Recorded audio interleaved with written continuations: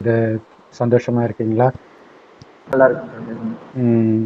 So நம்மளுடைய கடந்த பதிவுகளுக்கு எதிர்பாராத அளவுக்கு ஆதரவு கொடுத்த எல்லா மதத்து சகோதர சகோதரிகளுக்கும் நம்ம நன்றி தெரிவிச்சுக்கிறோம். ஸோ நம்ம இந்த இதுக்கு போகலாம். ஸோ அதே ஆதரவை நம்ம வந்து இப்போ உங்களுடைய ஆதரவுடைய நம்பிக்கையினாலே நாங்கள் இதை இங்கிலீஷ்லையும் ஹிந்திலையும் போடுறதா இருக்கிறோம் இன்னையிலிருந்து.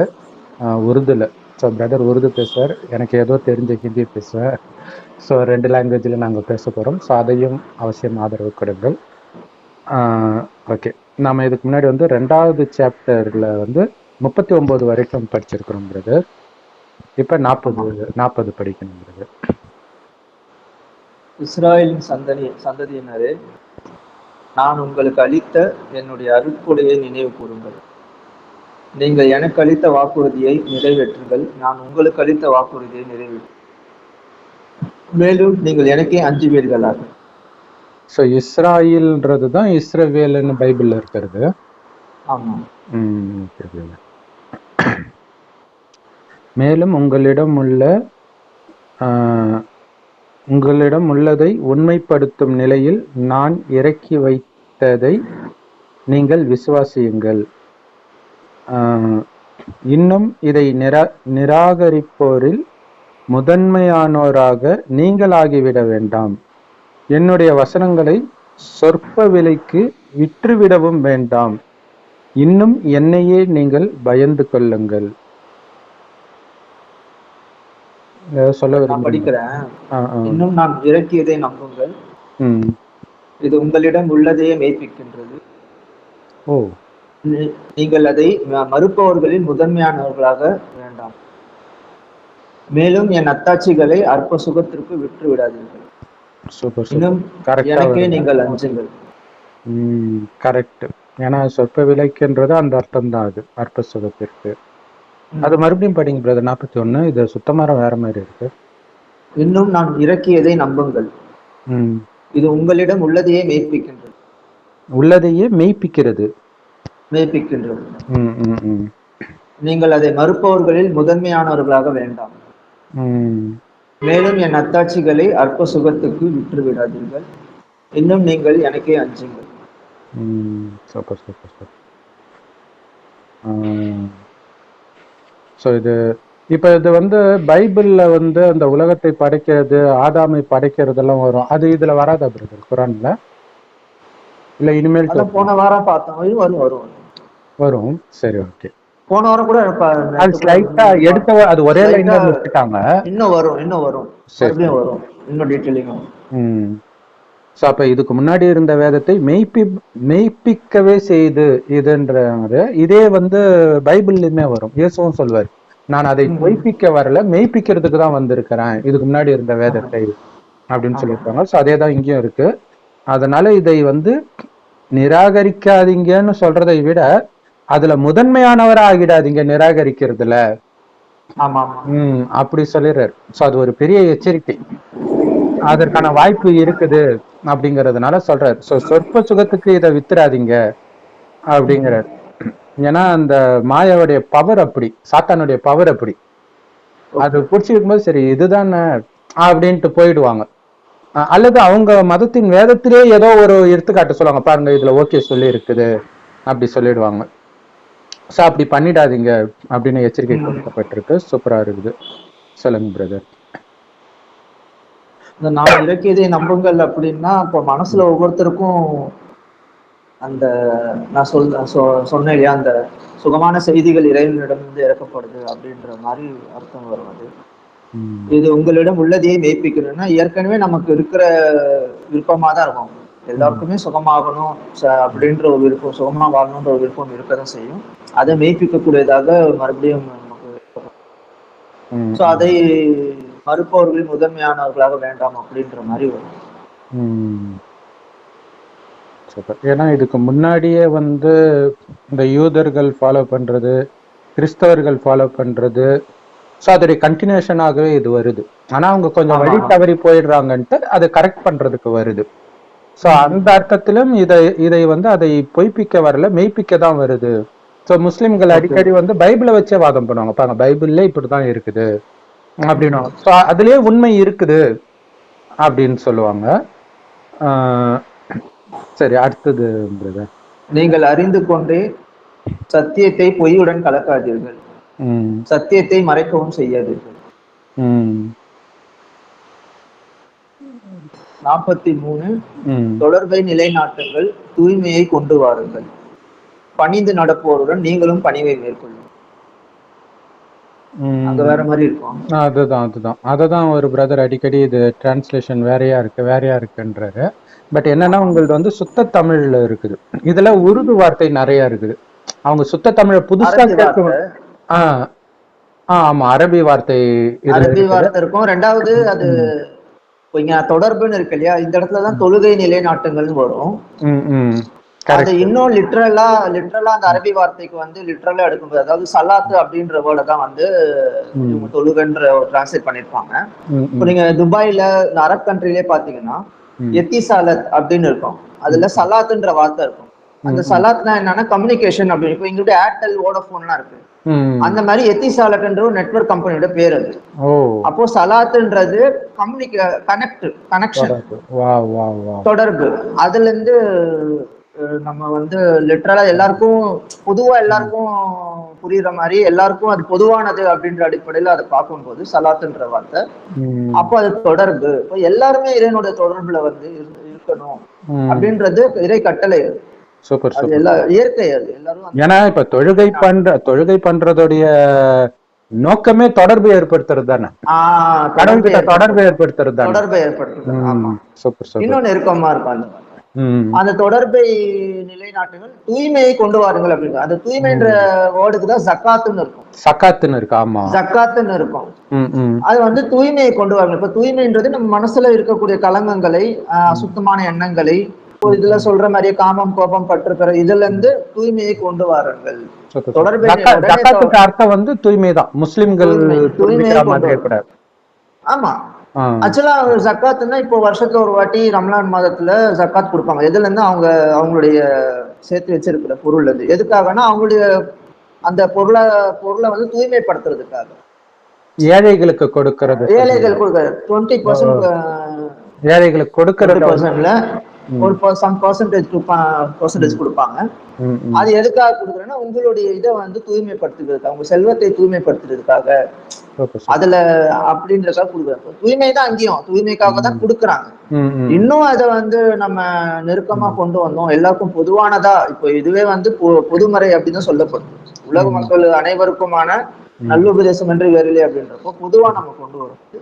ஒவ்வொருத்தரும் மனசுல அந்த அசுத்தம் ஏற்படும் போது, கலங்கம் ஏற்படும் போது, தவறான எண்ணங்கள், இச்சையான எண்ணங்கள் வரும்போது உடனே தொடர்பை நிலைநாட்டி தூய்மையை கொண்டு வாருங்கள், மனசுல தூய்மையை கொண்டு வாருங்கள்.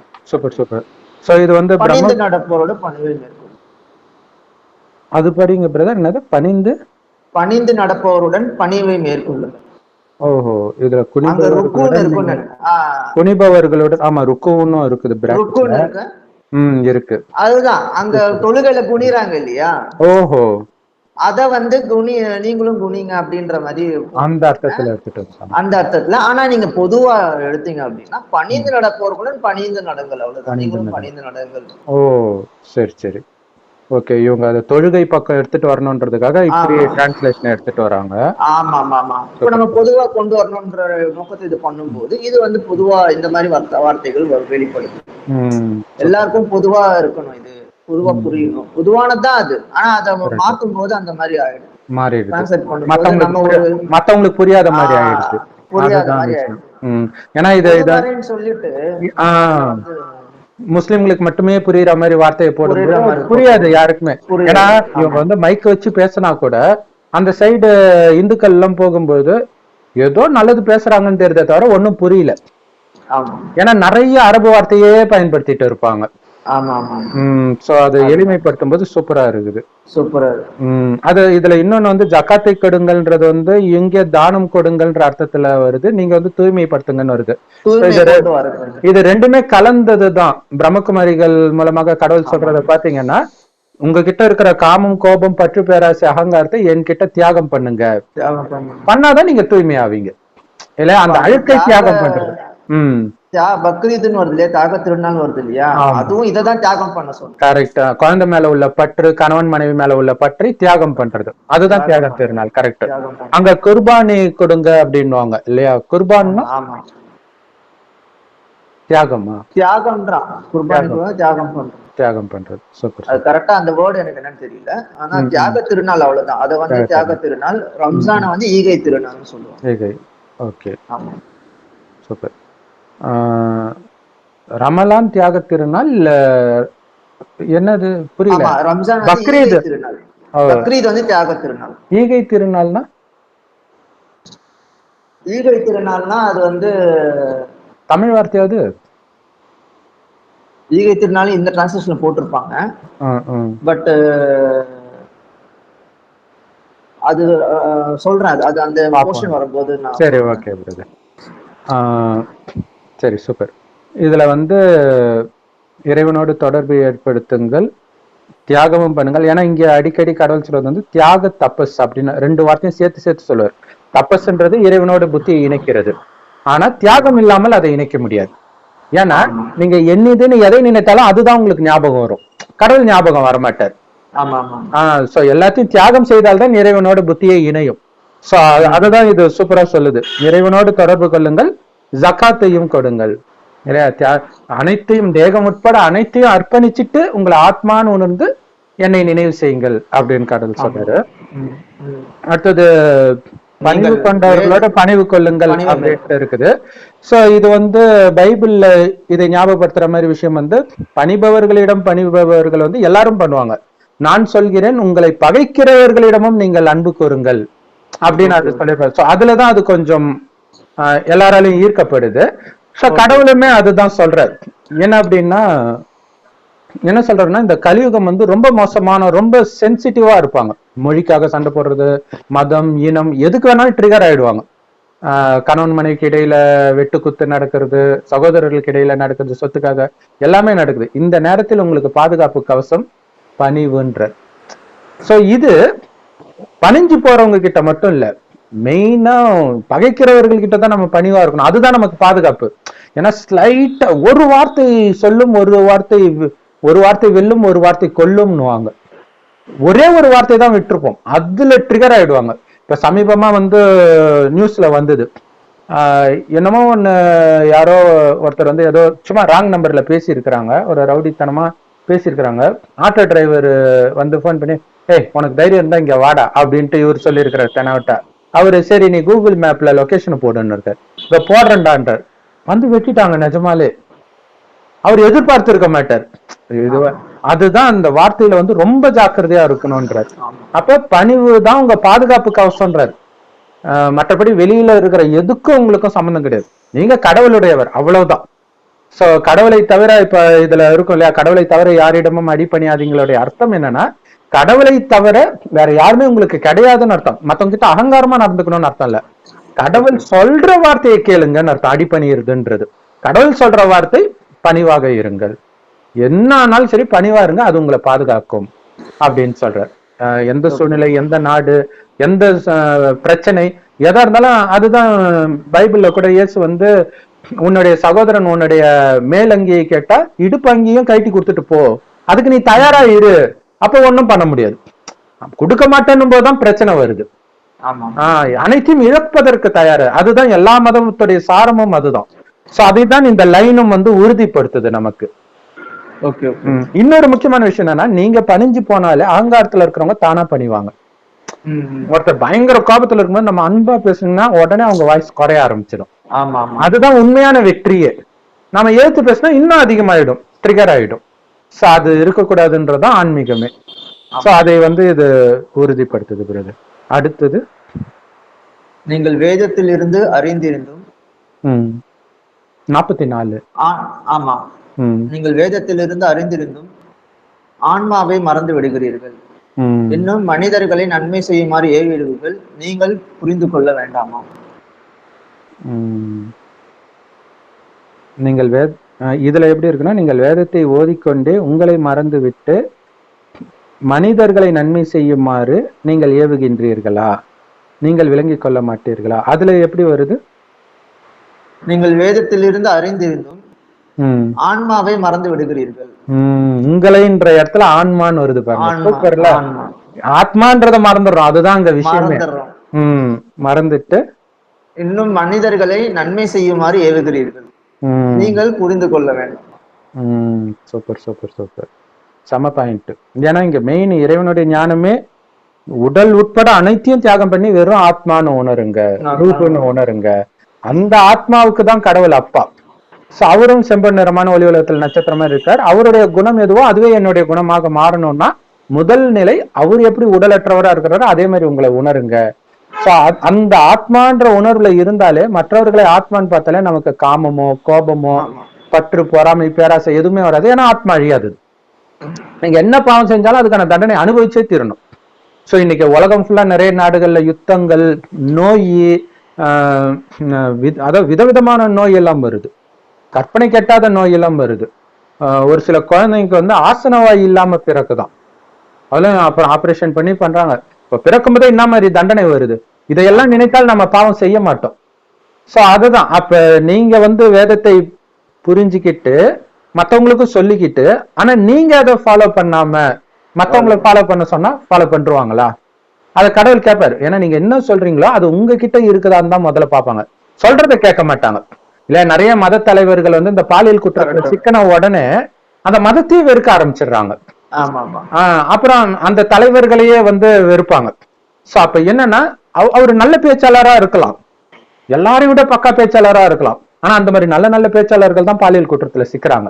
அதனாலதான் காமம் மிகப்பெரிய எதிரின்னு சொல்லப்படுறது. சோ ஒன்ஸ் விழுந்துட்டாங்கன்னா அவங்க அது வரைக்கும் சொன்னது எல்லாம் அவ்வளவுதான், முடிஞ்சு போச்சு, யாரும் கேட்க மாட்டாங்க எவ்வளவு நல்லா இருந்தாலும். சோ அதை தான் சொல்றாரு.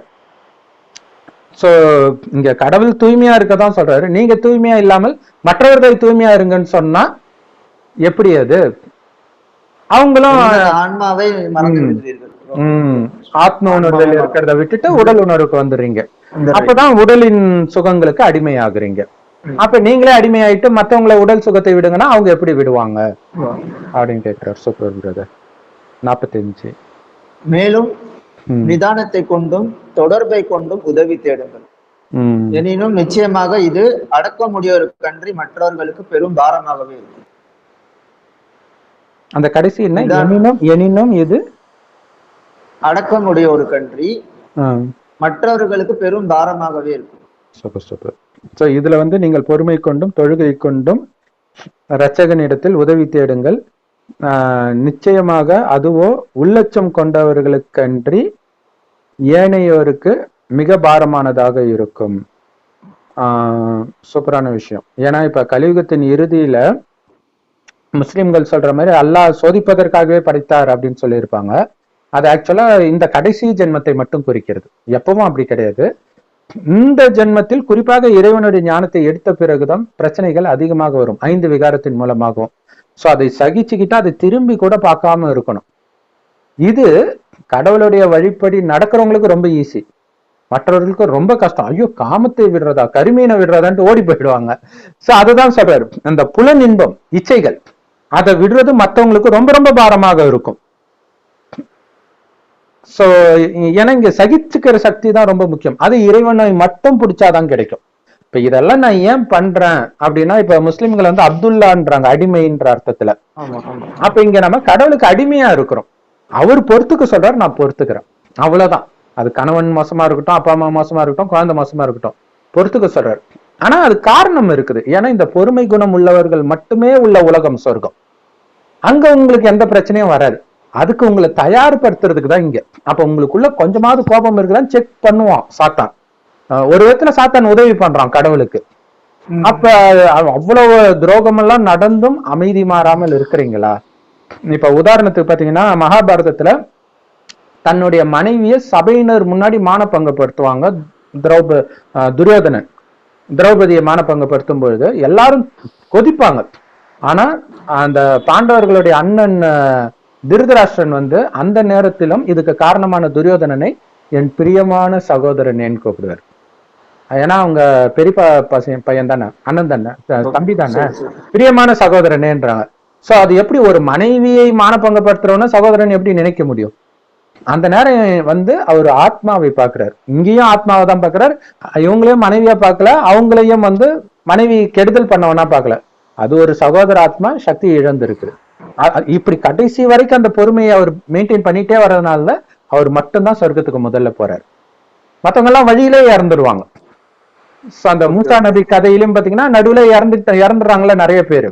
அந்த பாலாரும் தேனாரும் உள்ள இடத்துக்கு போக முடியல. காரணம் என்ன, ஏதோ ஒரு குறைகள் இருக்கும், அந்த கோபம் வந்திருக்கும், ஏதோ ஒண்ணு.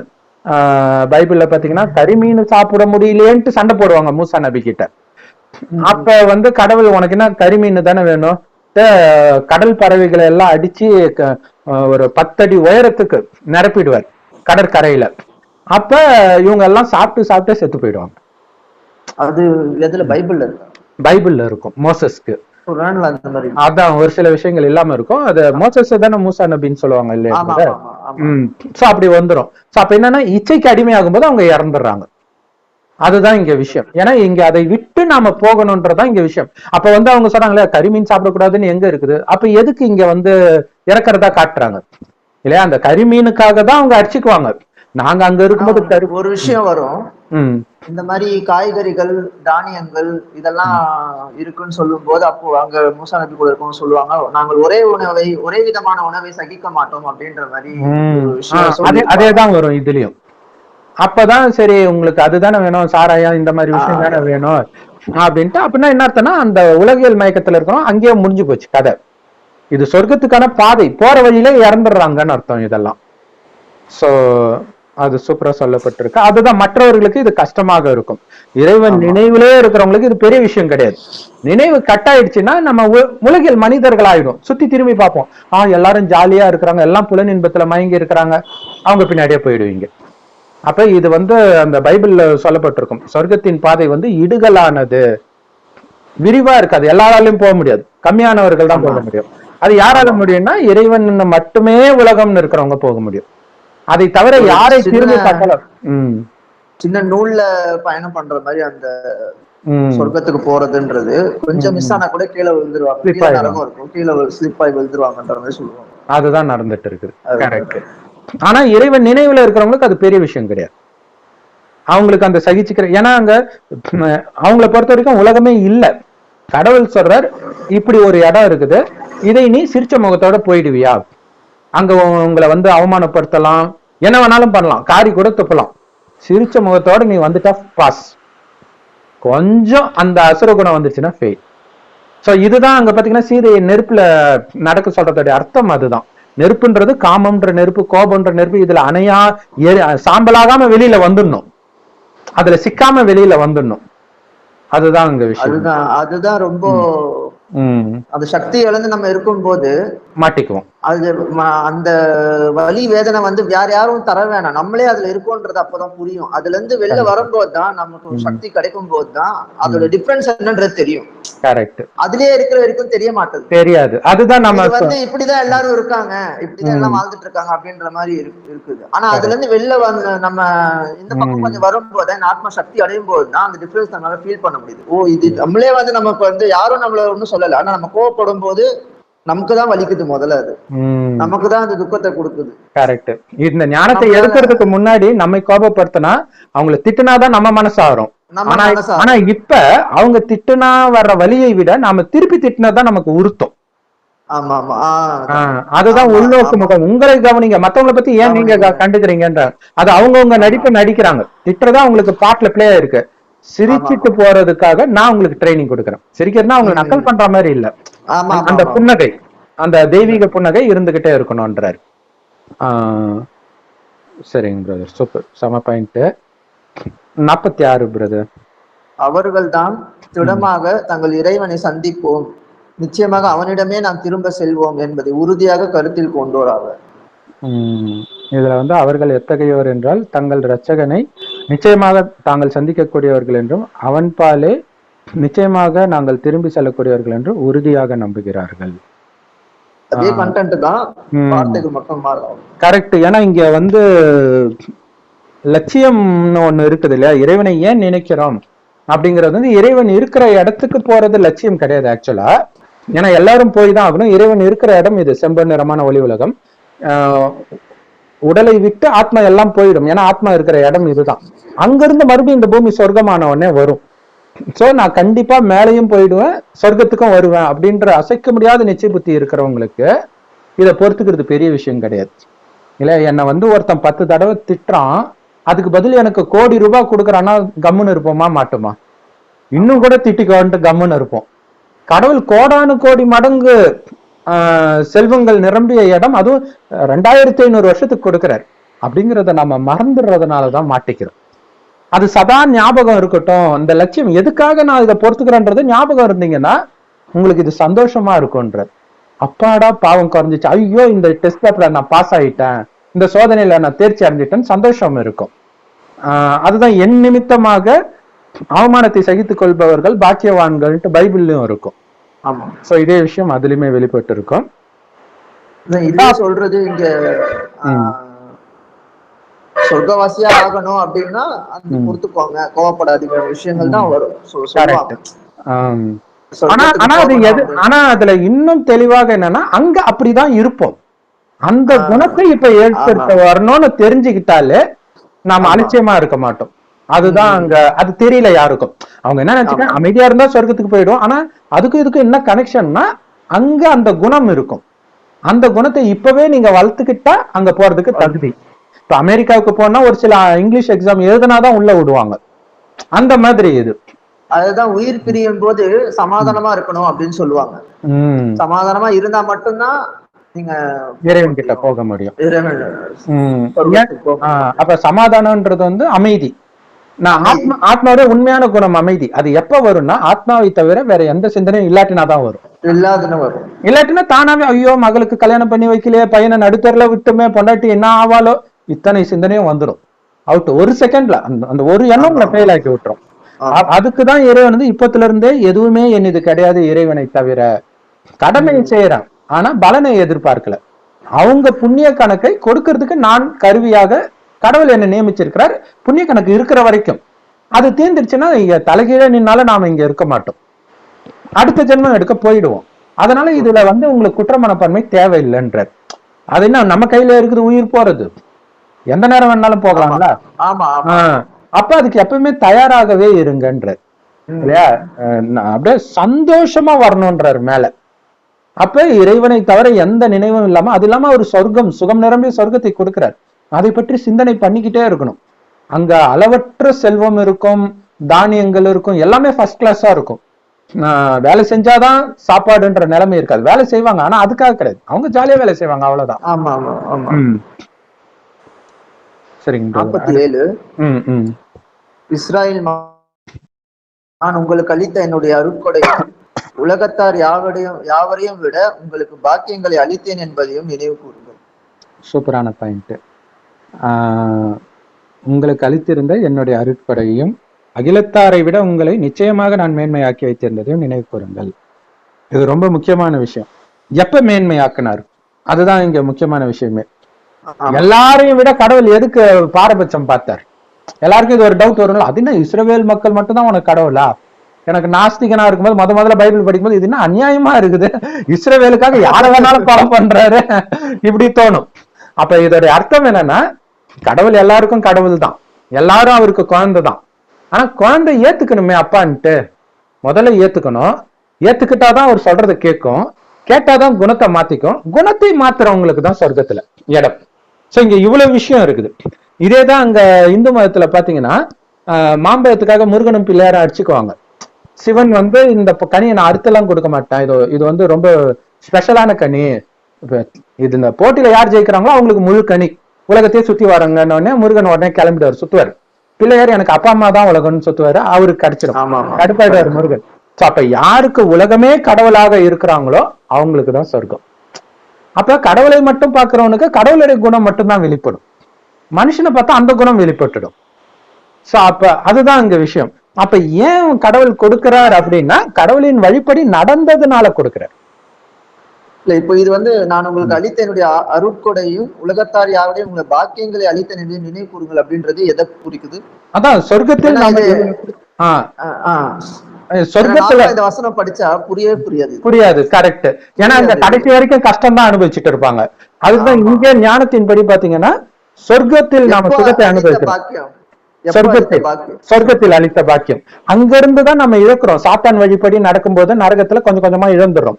இப்ப மீண்டும் நான் தூய்மையா ஆகணும்னா அது எப்படி முடியும் என்பது, இதுக்கு முன்னாடி நீ தூய்மையா தான் இருந்த, தூய்மையா இருக்கும்போது எவ்வளவு சுகமா இருந்த நினைச்சு பாரு, தூய்மையா இருப்பேன்ற. சோ அதைத்தான் நீங்க சொல்றாரு. எல்லாரையும் விட நான் உன்னை மேன்மையா வச்சிருந்தேனே நினைத்தால் இப்ப பணிஞ்சு போக நீ பயப்பட மாட்ட. ஏன்னா இதுக்கு தைரியம் வேணும் இல்ல. எல்லாம் கத்தி எடுத்துட்டு போற இடத்துல அமைதியா போறதுக்கு, எல்லாம் கும்பலா சுத்தும் போது தனியா இருக்கிறதுக்கு பயங்கர தைரியம் வேணும். ஏன்னா கடவுள் கூட நான் இருக்கிறேன். அதுதான் அங்க பெரிய விஷயம். இப்ப கேரளால அந்த விதியை சொல்றதுக்காக சொல்றேன். சோ யார் மனசையும் கஷ்டப்படுத்துறதுக்கு சொல்றல. சோ ஒரு இடத்துல நிலச்சரிவு வருதுன்றதுக்காக ஒரு இடத்துல பாதுகாப்பா ஸ்கூல்ல வச்சாங்க. கரெக்டா அந்த ஸ்கூல்ல அடுத்தது நிலச்சரிவு வருது. அப்ப விதி பாருங்க, நீங்க என்ன பண்ணாலும் அது இப்ப கும்பலா இருந்ததுனால சேஃப்டி கிடையாது இல்ல. கும்பலா இருந்தது ஒரு சேஃப்டி தானே பண்றாங்க. அப்ப கும்பலா சேர்ந்து போயிடுறாங்க. சோ அந்த உங்க புண்ணிய கணக்கு மட்டும்தான் பாதுகாக்கும், அல்லாஹ் மட்டும்தான் பாதுகாப்பார் அவருடைய நினைவுல இருந்தா. சோ அப்ப அவருடைய நினைவுல இருக்கிறதுக்கு தடை என்ன? சுத்தி இருக்கிற எல்லாமே எதை பார்த்தாலும் அதை பற்றி சிந்தனை வருது. அதுக்குதான் கடவுள் சொல்றாரு, எதை பார்த்தாலும் புத்தியில நான் மட்டும்தான் உனக்கு தெரியணும்ன்ற. அது மறக்காம இருக்கணும். அப்ப ஏன் இது சுகமா இருக்குது? ஒரிஜினல் சுகத்தை நீ அனுபவிச்ச மறந்துட்டியா? அல்ப கால சுகத்தை. இது ராமாயணத்துல உலக அழகி மாதிரி நிப்பா சூர்பனகைன்ற அரக்கி. அசிங்கமா தான் இருப்பா, ஆனா இங்க வரும்போது அழகா தெரிவா ராமருக்கு. அப்ப மூக்க வெட்டி அனுப்பிச்சிடுவாங்க. சோ அப்ப என்னன்னா, இங்க இருக்கிறவங்க எல்லாம் அரக்கர்கள் தான். சொர்க்கத்தில் உள்ளவர்களை நாம மறந்துட்டோம். அந்த அழகோட ஒப்பிடும் போது இங்க இருக்கக்கூடிய உலக அழகியும் அரக்கி மாதிரிதான் தெரிவா. சோ அப்ப ஒரிஜினல் சொர்க்கத்தை நான் பார்த்தேன், ஞாபகம் இல்லையான்ட்டு ஞாபகப்படுத்துற. அதான் நினைவு கூறுங்கள் அப்படின்னு.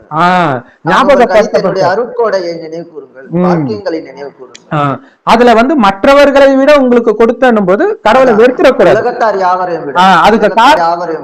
அது காரணம் என்ன? உலகியல் இன்பத்தில் மூழ்கி கடவுளை நிராகரித்தவர்களை விட கடவுளின் வழிபடி நடந்தவர்களுக்கு அங்க சொர்க்கம் வந்துடுது. மற்றவர்கள் அது வரைக்கும் மேலே இருப்பாங்க, சொர்க்கத்துக்கு வரமாட்டாங்க. அடுத்தது நரகம் ஆன பிறகுதான் வருவாங்க. ஏன்னா அவங்களுக்கு உலகியல் சுகம் தானே பிடிச்சிருக்கு, அது வரும்போது அவங்க வருவாங்க. இதனால ஒரிஜினல் சுகத்தை இழந்துடுறாங்க. சோ அதுக்காக அது சொல்லப்படுது பிரதர். சொன்ன ஒரு பாயிண்ட் அடுத்த லைன்ல வருது. இன்னும் ஒருவர் மற்றொருக்கு சிறிதும் பயன்பட முடியாத அந்த நாளை நீங்கள் அஞ்சி நடப்பீர்களா? Super super. எந்த பரிந்துரையும் எவருக்காகவும் ஏற்றுக்கொள்ளப்பட மாட்டாது, அவருக்காக எந்த பதிலீடும் பெற்றுக் கொள்ளப்படவும் மாட்டாது, அன்றியும் அவர்கள் உதவி செய்யப்படவும் மாட்டார். Super super. இது பாத்தீங்கன்னா கேரளா இன்சிடென்ட் சொன்னீங்க இல்லையா, கரெக்ட். பக்கத்துல அதாவது அண்ணன் தம்பி இன்னொரு ஃப்ரெண்டு சேர்ந்து மீக்குறாங்க நிறைய பேர் நிலச்சரிவுல. காலையில பார்த்தா தம்பியும் காணும், இந்த ஃப்ரெண்டையும் காணும். காப்பாத்த போய் இவங்க காலி, இவங்க அடிச்சுட்டு போயிடுச்சு. அதுதான் யாருக்கு புண்ணிய கணக்கு இருக்கோ அதை காப்பாத்துறதுக்கு இவங்க கருவியா இருந்திருப்பாங்க. ஆனா இவங்களையே பாதுகாத்துக்க முடியாத நிலையில இருக்கிறாங்கன்றது இவங்களுக்கு தெரியல. அதுதான் கடவுள் சொல்றாரு, அவங்களுடைய புண்ணிய கணக்கு பாதுகாக்கும், நீங்க உங்களை கவனிங்க, மற்றவர்களுக்கு ஞானத்தை கொடுங்க. அதுக்கு மேல உங்களால எதுவும் பண்ண முடியாது, புஜபலத்தினால ஒண்ணும் பண்ண முடியாது. அதே மாதிரி உலக நாடுகள்ல யுத்தம் நடக்குது, எல்லா நாடுகளும் எதிர்ப்போ ஆதரவோ தெரிவிச்சாலும் ஒண்ணும் பண்ண முடியலையே இல்லையா? உக்ரைன் அது பாட்டுக்கு நடந்துகிட்டே இருக்குது, ஒண்ணுமே பண்ண முடியல, அது நடந்துகிட்டே தான் இருக்கும். சோ அதுதான் கடவுள் சொல்றாரு. இதே பைபிள்லயும் இருக்கும். நீங்க நரகத்தீயில் உழலும் பொழுது உங்க பக்கத்திலே உங்க அப்பா அம்மா சகோதரன் உறவினர்கள் இருந்தாலும் உங்களை காப்பாற்ற முடியாதுன்னு இருக்கும். பக்கத்திலே இருப்பாங்க. இப்ப நோய் எடுத்துக்கோங்களா, என்ன பண்ண முடியும் அவங்க? ஆமா இல்லையா, பார்த்துட்டு தான் இருக்க முடியும். என்ன பண்ண முடியும்? ஒரு லெவலுக்கு மேல அவங்களை நீயே எடுத்துக்கலான்னு வேண்டிக்குவீங்க. அதுதான் ஆகும், கஷ்டத்தை தாங்க முடியாது. காசு இருந்தாலும் டாக்டர்கள் இருந்தாலும் ஒண்ணுமே பண்ண முடியாது. கரெக்ட். அம்பானியே கோமால தானே கடந்தார் கடைசியில. அப்ப உலகத்துல பெரிய பணக்காரன் சொல்லிக்கிட்டா கூட கடைசியில எல்லாத்தையும் பார்த்துட்டு கம்முன்னு தான் இருக்க முடியும், ஒண்ணும் பண்ண முடியாது. அப்ப நம்ம வாழ்க்கையை வீணாக்கி இருக்கிறோன்றத அந்த நேரத்துல உணர்வாங்க. அடுத்த ஜென்மத்திற்கு சேர்த்தே வைக்கலையே, இங்கேயே நான் பெரிய ஆளுன்னு ஆடுறதுலே போயிட்டுமே, அல்லது அழியக்கூடிய செல்வம் பேர் புகழ் பின்னாடியே போயிட்டுமே அப்படின்ட்டு. இவரு கூட பாத்தீங்கன்னா ஷாஜஹான் மும்தாஜுக்கு தாஜ்மஹாலை கட்டிட்டு கடைசி நேரத்துல ஹவுஸ் அரெஸ்ட்ல தாஜ்மஹாலே பார்த்துட்டு இருக்கிறார், உன் வாழ்க்கை ஃபுல்லா இதுலயே வீணாக்கிட்டேன்ட்டு இல்லையா? கடவுளை பற்றி நினைக்கிறத விட்டுட்டு மனைவி இறந்துட்டாங்க, அதுக்கு தாஜ்மஹால் கட்டிக்கிட்டு அது ஒரு வித அது வந்து அநியாயமாக வெளியில தெரிஞ்சா கூட அவர் செய்த தவறுக்கான தண்டனை தான் அது இல்லையா. உலகில் இன்பத்துல மூழ்கினதுக்கான தண்டனை அது. இதுல எப்படி இருக்குன்னா பிரதர், மேலும் நீங்கள் ஒரு நாளை பயந்து கொள்ளுங்கள், எந்த ஒரு ஆத்மாவும் மற்றொரு ஆத்மாவுக்கு எவ்வித பயனும் அளிக்காது, அதனிடம் இருந்து பரிந்துரையும் ஏற்றுக்கொள்ளப்பட மாட்டாது, அதனிடம் இருந்து யாதொரு ஈட்டையும் எடுத்துக்கொள்ளவும் படமாட்டாது, அவர்கள் உதவியும் செய்யப்பட மாட்டார்கள், நிர்கதியா இருப்பாங்கன்ற இல்லையா. நிறைய வந்து இந்த சின்ன சின்ன குழந்தைங்க, அதுவும் மனநலம் பாதிக்கப்பட்டவர்களை கூட்டு பலாத்காரம் எல்லாம் பண்றாங்க. அது ஆத்மாலாம் அதுக்கு முன்னாடி ஜென்மத்துல பயங்கரமா கற்பழிப்பு பண்ணி இருக்கும். இப்ப நமக்கு குழந்தைனால பரிதாபம் வருது, இதுக்கு முன்னாடி ஒரு ராஜாவா இருந்திருக்கும், பணக்காரனா இருந்திருக்கும், இந்த மாதிரி எல்லாம் பண்ணி இருக்கும். அதுக்கான தண்டனை இங்க இப்படி நடக்குது. இப்ப நமக்கு அது அநியாயமா தெரியுது, பரிதாபப்படுறோம். அந்த பரிதாபப்படுறது ஒரு காலத்துல அவன் மோசமா இருக்கும்போது சாபம் விட்டீங்க இல்லையா, அந்த சாபம் விட்ட வாயாலே நீங்க கருணையினால பாவம்னும் போது அதோட தண்டனை குறைக்கப்படுது. அதுவும் கடவுள் குறைக்கல, உங்களை அந்த தண்டனையை உங்க முன்னாடி கொடுக்கும்போது நீங்களே படுறீங்க, அப்ப நீங்களே குறைக்கிறீங்க. இதுதான் கடவுளுடைய கருணை. எப்பவுமே நம்ம யாருக்கு சாபம் விடுறோமோ அவங்க படுறது, அவங்க அந்த அந்த சாபத்துக்கான தண்டனை அனுபவிக்கும் போது நீங்களே துடிப்பீங்க, ஏன் இப்படி கஷ்டப்படுறீங்க. ஏன்னா ஒரு 3 ஜென்மம் முன்னாடி உங்களுக்கு பெரிய டார்ச்சர் கொடுத்துருக்கோம், நாசமா போகணும்னு சொல்லியிருப்பீங்க. அது உங்களுக்கு குழந்தையா பிறக்கும் போது அந்த நிலைமையில வரும். அப்ப அதை நீங்க தான் அனுபவிப்பீங்க. அப்ப ஐயோ கடவுளே இது நியாயமான, கடைசியில போட்டு காட்டுவார், இதெல்லாம் நான் கொடுக்கலப்பா நீ தான் கொடுத்தன்னு போட்டு காட்டுவார். அப்ப ஒண்ணுமே சொல்ல முடியாது. அதுக்குதான் கடவுள் சொல்றாரு. அதனாலதான் ஒரு கணத்துல இருந்தா மறு கணத்தை காட்டுன்னு சொன்னது என்னன்னா, அவன் ஏன் அறையறான்னு உனக்கு தெரியாது. இப்ப உனக்கு நியாயம் இருக்கிற மாதிரி இருக்கும், ஆனா காரணம் இல்லாம நடந்திருக்காது. அதை போட்டு காட்டணும்னா நீ பயந்துருவ, கணக்கை முடிச்சுக்கோ, இன்னொரு உத கூட வாங்கிட்டு அமைதியா இருந்துக்கோ அப்படின்றது உண்மையிலே சூப்பரான ஞானம் அது. ஒரு இது ஒருத்தர் மலேசியால இருந்து சிவான்னு சொல்லி ஒருத்தர் இருக்காரு. சரி சரி. அவருக்கு வந்து அவர் கிளாரோவாயன்ஸ், அதாவது ஒருத்தங்க பார்த்த உடனே அவங்க முன்ஜென்மத்துல என்னவா இருந்தாங்க, ஏன் அப்படி நோய், அந்த நோயெல்லாம் சுகப்படுத்துவார் அவர். அவர் வந்து ஒரு வாட்டி மைசூர் பேலஸ் வெளில உட்கார்ந்துருந்தாரு ஒரு இதுக்காக, ஹீலிங் கிளாஸ்க்காக. அப்போ வந்து ஒரு பிச்சைக்காரன் அங்க இருந்தான், அவன்கிட்ட பேச்சு கொடுத்து பேசியிருந்தாரு. அப்ப அவன்கிட்ட சொன்னாரு, அவன் செக் பண்ணிட்டு, 4 ஜென்மத்துக்கு முன்னாடி நீ தான் இந்த மைசூர் பேலஸோடைய ராஜா. ஏன்னா இப்போ 4 ஜென்மமா நீ இங்கதான் உட்காந்து பிச்சை எடுத்துன்னு இருக்க. ஏன்னா நீ அவ்வளவு பேரை, நீ அவ்வளவு பெண்களுக்கு நீ வந்து அநியாயம் பண்ணிருக்க, அவ்வளவு கொடுமை பண்ணிருக்க அப்படின்றத அவரால் அதை சென்ஸ் பண்ணி அவரு சொல்லியிருந்தாரு. அப்ப அந்த விஷயங்கள் அந்த அப்படின்றப்போ அந்த கர்ம கரெக்ட். நம்ம கூட ஒரு வீடியோல போட்டிருந்தோம், அதாவது அந்த கோயிலை கட்டினவங்களே கூட கோயில் வாசல்ல பிச்சை எடுப்பாங்க. ஆமா ஆமா, நமக்கு தெரியாது, ஏன்னா நமக்கு தெரியாது. அந்த நேரத்துல நல்லவங்களா இருந்திருப்பாங்க கோயில் கட்டி, அடுத்தடுத்த ஜென்மத்துல வந்து சாத்தான் பிடியில சிக்கும் போது என்னென்னமோ ஆடி இருப்பாங்க. சோ அதை நினைத்தாலே நீ என்ன வேணாலும் பண்ணிக்கணும், அமைதியா இருக்கிறேன், ஏன்னா என்ன பண்ணன்னு எனக்கே தெரியாது, அது உங்களுக்கு பணிவை கொடுக்கும். ஒரு சாமியாரே வந்து பாத பூஜை பண்ணுவாங்களா, கால்லாம் கழுவாங்களா, அந்த சாமியார் இறந்துட்டாரு. இப்போ அவரு அந்த அவருக்கு இருக்கிற அந்த இதை வச்சு செக் பண்ணி சொன்னாரு, இப்போ அந்த சாமியார் பிறந்துட்டாரா, ஆனா கால் இல்லாம பிறந்திருக்காரு பாருங்க. அந்த அவர் பாத பூஜை பண்ணதுக்கு அலோவ் பண்ணதுனால அந்த ஒரு பாவத்துக்கு தண்டனையா கால் இல்லாம பிறந்திருக்காங்க. கரெக்ட். ஏன்னா தன்னை கடவுள்னு சொல்றது சாதாரண பாவம் கிடையாது, சாதாரண பாவம். அத கடவுள் சொல்லுவாரு. அது சூப்பர் சூப்பர். அதுதான் இப்ப இது என்னன்னா, எப்பவுமே அநியாயம் வந்து கும்பலா சேர்ந்துதான் பண்ணுவாங்க. இந்த நாங்க நீதிக்காக போராடுறோம், அதெல்லாம் அநியாயம்னு உங்களுக்கு தெரியாது. இப்ப உதாரணத்துக்கு இலங்கையில வந்து ஒரு தமிழனா ஒரு இலங்கை போலீஸ் அடிக்கிறத பிரபாகரன் சின்ன வயசுல பாத்துறாரு, போய் கொலை பண்ணிடுறாரு. அதுவே தப்புதான். பட் அது இல்லாம ஆட்களை சேர்க்க ஆரம்பிக்கிறார். இப்ப என்னாச்சு, ஒரு இனமே அழியறதுக்கு அவர் காரணம் ஆயிட்டார். அது எவ்வளவு பெரிய பாவம். அப்ப நமக்கு தெரியாது அது அந்த போலீஸ்காரன் ஏன் அடிச்சான்றது தெரியாது. நீங்க வந்து தமிழன்ற ஒரு முத்திரையோட கொடுத்துனதுனால நீங்க உள்ள போய் மாட்டிக்கிட்டீங்க. அதனாலதான் பற்று பெரிய பாவம்ன்றார். அந்த பற்று தான் இந்த பிரச்சனையை கொடுக்குது. பற்றே இல்ல, கடவுளை மட்டும் புடிச்சுக்கிட்டு இருந்தா, ஏன்னா அங்க இருக்கிற எல்லா தமிழர்களுக்கும் பிரச்சனை நடக்கல இல்லையா, ஒரு பகுதி தமிழர்கள் நல்லாதான் இருக்கிறாங்க. அப்ப இதுல வந்து நிறைய சூக்ஷ்மம் இருக்கும். சோ நிறைய கும்பலா நம்ம பாவம் செய்தவர்கள் எல்லாம் ஒரு இடத்துலதான் பிறப்பாங்க, ஆனால் தான் அந்த இடத்துல உள்ள எல்லாரும் தீவிரவாதியா மாறுவாங்க. அது நமக்கு ஆச்சரியமா இருக்கும். அதே போல அந்த அதே மாதிரி ரவுடிசம் ஏரியாலாம் பாருங்க, அந்த ஏரியால இருக்கிறவங்க ஃபுல்லா ரவுடிஸா இருப்பாங்க. அப்ப என்னன்னா அவங்க பாவத்திற்கு ஏற்ப அங்க பிறப்பாங்க. சோ அங்க பிறந்தாலும் நம்ம ஜாக்கிரதையா இருக்கணும். சீக்கிரமா வெளியில வந்துடணும், எவ்வளவு செலவானாலும் பரவாயில்ல, எட்ட வந்துடணும். இல்லைன்னா அந்த நமக்குள்ள அந்த குணம் தூண்டப்படும், அது நமக்கு பிடிக்க ஆரம்பிச்சிடும். அந்த நிறைய பேர் பாத்தீங்கன்னா ஒரு அவன் பேர் என்ன, ஒரு தாதா வெட்டுறதை பார்த்து இவர் இன்ஸ்பயர் ஆயிடுவார். ஏன்னா அவங்களுக்குள்ள அந்த குணம் இருக்கும் ஏற்கனவே, அது தூண்டிடும். அதுதான் பிரச்சனை. அது ரொம்ப ஜாக்கிரதையாக இருக்கணும் அதுல. ஏன்னா யாரும் உங்களை கடைசியில காப்பாற்ற முடியாது.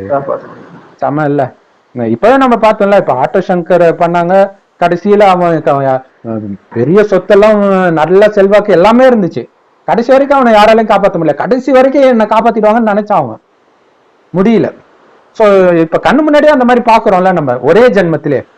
அப்ப 2-3 ஜென்மத்து விஷயம் எல்லாம் கேட்கவே தேவையில்லை. 49 உங்களை கடுமையாக வேதனைப்படுத்தி வந்த ஃபிரௌனின் கூட்டத்தாரிடமிருந்து உங்களை நாம் விடுவித்ததையும், அவர்கள் உங்கள் ஆண் மக்களை கொன்று உங்கள் பெண் மக்களை அவமானப்படுத்தி விட்டிருந்தார்கள். அதில் உங்களுக்கு உங்கள் இறைவனிடமிருந்து ஒரு பெரும் சோதனை இருந்தது. சோ அந்த ஃபிரௌன் தான் மோசஸ் கிட்ட பிரச்சனை கொடுத்த ராஜா. ஆமா ஆமா ஆமா, கரெக்ட். சோ இது உண்மையில எதை குறிக்குது அப்படின்னா, இந்த எகிப்துல இருந்து அடிமைகளை கூப்பிட்டு வருவாரு மோசஸ். உண்மையில இந்த 5 விகாரத்துக்கு அடிமையா இருக்கிற நம்மை இறைவன் அழிச்சிட்டு வர்றதுதான் அங்க அப்படி காட்டப்பட்டு இருக்குது. இதே அங்கேயும் பாத்தீங்கன்னா, ராமாயணத்திலயும் பாத்தீங்கன்னா ஒரு சீதையை மட்டும் இலங்கையில இருந்து கடத்திட்டு வரத அழிச்சிட்டு வரதா காட்டுவாங்க. ராமர் போய் மீட்டுட்டு வரத. ஒரு சீதை மீட்கிறதுக்கு எதுக்கு பிரிட்ஜ் கட்டுறாங்க? அப்ப அங்க ஒரு சீதை இல்ல, நிறைய பேர். ஒட்டுமொத்த உலகமும் இப்ப இலங்கை தான். ஒட்டுமொத்த உலகமும் அந்த ராவணன், அந்த 5 விகாரத்துக்கு அடிமையா இருக்கிறாங்க. இந்த அடிமைத்தனத்துல இருந்து கடவுள் மீட்கிறத அங்க மனிதர்களுக்கு அடிமையா இருந்தாங்க, அப்படி காட்டிட்டாங்க. சோ அதுதான் உங்கள் ஆண் மக்களை கொன்று உங்கள் பெண் மக்களை அவமானத்தோடு வாழ விட்டு இருந்தார்கள் அப்படின்னு இருக்கு. அப்படி எப்படி சொல்றது? உங்களுக்கு உங்கள் ரட்சகனுடைய மகத்தான சோதனையும் இருந்ததுன்றது இது அந்த கதைப்படி வருது. கதைப்படி வருது. இன்னொரு முக்கியமான விஷயம் என்னன்னா, அந்த கதைப்படி இது பொருந்தது. ஆனா நிஜத்திலேயே இந்த காமம், கோபம், பற்று, பேராசை, அகங்காரத்துக்கு அடிமையானதுனால்தான் இத்தனை உலக யுத்தங்கள் நடந்தது. பெரும்பான்மையான யுத்தத்திற்கு காரணம் காமம் தான் சொல்றாரு கடவுள். அந்த நாட்டு ராணியை பிடிக்கணும்ன்றதுக்காகவே போய் ராஜாவை கொலை பண்ணுவாங்களாம். இப்படிதான் பெரும்பான்மையான யுத்தங்கள் நடந்துதான். சோ அந்த அளவுக்கு புத்தி பேதலிச்சு இருந்திருக்குது. சோ அப்ப அதை ஏன் சொல்றாங்கன்னா, அதை விட்டுட்டு என் நினைவில் நீங்க இருந்து அதை தியாகம் செய்ய சொல்றாரு கடவுள். சொல்லிட்டுதான் இதெல்லாம் சொல்றாரு. அப்ப ஏன்னா அதன்படி இருந்ததுனாலதானே பெண்களுக்கு அவ்வளவு அநீதி இழைக்கப்பட்டது. அதே காமத்தினாலதானே இழைக்கப்பட்டது. அதனாலதானே காமத்தை விட சொல்றேன். இதே காமத்தினாலதானே சண்டை போட்டு வெட்டு குத்துன்னு ஆண்களுக்கு விழுந்தது இல்லையா? இப்பவும் நிறைய நடந்துட்டுதான் இருக்குது. அந்த கள்ள தொடர்புனால கணவனை கொலை பண்ணிட்டு அந்த பொண்ணை அழிச்சிட்டு போறது, இதெல்லாம் நடக்குது. சோ அப்படி உங்களுடைய உயிரை பறித்த, உங்களுடைய பெண்களின் மானத்தை பறித்த அந்த காமம் தேவையா? அதை தானே விட சொல்றேன். அதுக்கு என் நினைவில் இருங்க அப்படிங்கறதுதான் ஆழமான அர்த்தம். ஆக்சுவலா பாத்தீங்கன்னா இதுல வர வரிகள் அது பெரோன்ட்டு சும்மா ஒரு கதாபாத்திரத்தை காட்டி இருக்கிறாங்க. பட் இது மாயை பண்றதுதான். மாயை பண்றது. மாயை பண்ணாலும் உங்கள் ஆண் மக்களை கொன்று உங்கள் பெண் மக்களை அவமானத்தோடு வாழ விட்டிருந்தார்கள் அப்படின்றது எப்படி எடுக்கிறது? இப்ப வரைக்குமே சொல்லலாம் பிரதர். ஏன்னா பெண்களை எல்லா சமுதாயத்திலுமே பெண்களை பாதுகாத்துதான் வச்சிருந்தாங்க. வீட்டுக்குள்ளேயேதான் வச்சிருப்பாங்க. ராணி மாதிரி தான் பெண்கள் இருப்பாங்க. ஆண்கள் தான் ஒரு விதத்துல வேலைக்காரங்க, போய் சம்பாதிச்சு எடுத்தாந்து போடணும் இல்லையா? ஆனா அப்படி இருந்தவங்க அப்ப என்னன்னா அந்த அளவுக்கு செல்வம் நமக்கு இருந்துச்சு. ஒரு 2-3 தலைமுறை முன்னாடி சொந்த நிலம் இல்லாதவர்கள் யாருமே இருக்க மாட்டாங்க. கீழே வேலை செய்யறவங்க வீட்டுல கூட கொள்ளைக்கு போயிட்டு வரேன்னு அவங்க கொள்ளை வச்சிருப்பாங்க. ஆனா இன்னைக்கு பணக்காரங்க கிட்ட கூட கிடையாது. அந்த நிலை வந்தது காரணம், நீங்க எந்த அளவுக்கு காமத்துல மூழ்குறீங்களோ அந்த அளவுக்கு உங்ககிட்ட இருந்து எல்லாம் அபகரிக்கப்படுது. அது யுத்தத்தினாலன்னு கிடையாது, ஏதோ ஒரு காரணத்தினால அபகரிக்கப்பட்டுரும். விலைவாசி உயர்வு இதெல்லாம் பாக்குறோம். இன்னைக்கு பெண்களும் வேலைக்கு போக வேண்டிய நிலை வந்துடுச்சு. சோ அதே நேரத்துல எல்லாருக்குள்ளயும் காமம் இருக்கிறதுனால போற இடத்துல பாலியல் குற்றங்களும் நடக்குது. சோ இவ்வளவுத்துக்கும் காரணம் உங்களுடைய எதிரி அந்த காமம் தான். அதை வெல்லுங்கள். இங்க காமம் எதிரின்றதான் இங்க முக்கியமான விஷயமே. அதை மனிதர்கள்ட்ட அரக்கர்கள் அல்லது ஒரு குறிப்பிட்ட ராஜா இப்படி புரிஞ்சுக்கிறாங்க. அதுதான் பிரதர். 50 மேலும் உங்களுக்காக நான் கடலை பிளந்து உங்களை நான் காப்பாற்றி நீங்கள் பார்த்து கொண்டிருக்கும் போது பிறன் கூட்டத்தாரை அதில் மூழ்கடித்தோம் என்பதையும் நினைவு கூறுங்கள். ஸோ இந்த விஷயங்கள் வந்து அந்த ரெட்சிய பிளக்கும் இல்லையா, பிளக்கும் போது மூசா போவாரு. இதே மாதிரியே பாத்தீங்கன்னா இந்து மதத்துல வந்து கிருஷ்ணர் பிறந்த உடனே யமுனை நதி வழிவிடும். அவர் கூட மேல அவரை வச்சு அழைச்சிட்டு போவார். ஃபுல்லா கரை புரண்டோடும். அப்ப யமுனை நதி வந்து அப்படி பிரியும். அதுல இருக்கிற மாதிரியே காட்டப்பட்டிருக்கும். அப்படியே அவர் போவார். இது இல்லாம நாகம் வந்து அவருக்கு கொடை பிடிக்கும். இது எல்லாமே கடைசி நேரத்து விஷயத்தை குறிக்கிறது. அதை இனிமேல்ட்டு தான் நம்ம பார்க்க போறோம். கடைசி நேரத்துல இயற்கை வந்து உங்க கட்டுப்பாட்டுக்கு வந்துடும்ன்றார். ஏன்னா இப்ப இங்க விஷயம் என்னன்னா, பஞ்ச தத்துவத்தினால ஆனதுதான் இந்த உடம்பு. சுத்தி இருக்கிறதும் பஞ்ச தத்துவம் தான். எப்ப இந்த பஞ்ச தத்துவத்தை முழுக்க முழுக்க ஆத்மாவின் கண்ட்ரோல்ல எடுத்துட்டு வரீங்களோ, அப்ப அந்த பஞ்ச தத்துவமும் உங்க கண்ட்ரோல்ல வந்துடும்ன்ற. இயற்கையினால உங்களுக்கு எந்த உபாதையும் நடக்காது. ஏன்னா நீங்க துக்கம் கொடுக்கல. இப்ப நான் அமெரிக்கால இருக்கிற ஒரு பைடனையோ யாரையோ திட்டுறேன்னு வச்சுக்கோங்களா, அது முதல்ல வாயு மண்டலத்தை கரெக்ட் பண்ணி தான் அவர்கிட்ட போய் ரீச் ஆகும். அப்ப போற வழியெல்லாம் அந்த தண்டனை கொடுக்குறோம். இப்ப எவ்வளவு மோசமானவங்களா இருந்தாலும் நல்லவங்க கடவுளுடைய குழந்தைங்க, என்னுடைய சகோதரர்கள், அந்த நல்ல எண்ணத்தையே வைக்க அந்த இயற்கையை தாளாட்டுற மாதிரி இருக்கும். அப்ப இயற்கைக்கு நீங்க துக்கம் கொடுக்காத போது இயற்கை உங்களுக்கு துக்கம் கொடுக்காதுன்றது. அதனாலதான் சுத்தி சுனாமி வந்தாலும் உங்களுக்கு ஒண்ணும் ஆகாதுன்ற இந்த அற்புதத்தை நாம இனிமேல்ட்டு தான் பார்க்க போறோம். ஆக்சுவலா சுனாமி நடக்கும் போது இந்த மாதிரி சில அற்புதங்கள் நடந்தது. இப்ப இந்த நிலச்சரிவுல கூட பாத்தீங்கன்னா தூக்கி விசிறுனதுல நாங்க போய் ஒரு மணல் மேட்ல போய் விழுந்தோன்ட்டு ஒரு தம்பதி சொல்லியிருந்தாங்க. அப்ப அவங்க மட்டும் காப்பாத்துது பாருங்க. இதே மாதிரி அங்க தனுஷ்கோடி அழியும் போதும் நடந்துச்சு. ஒரு கணவன் மனைவி அவங்க வந்து தங்களை கட்டிக்கிட்டாங்க.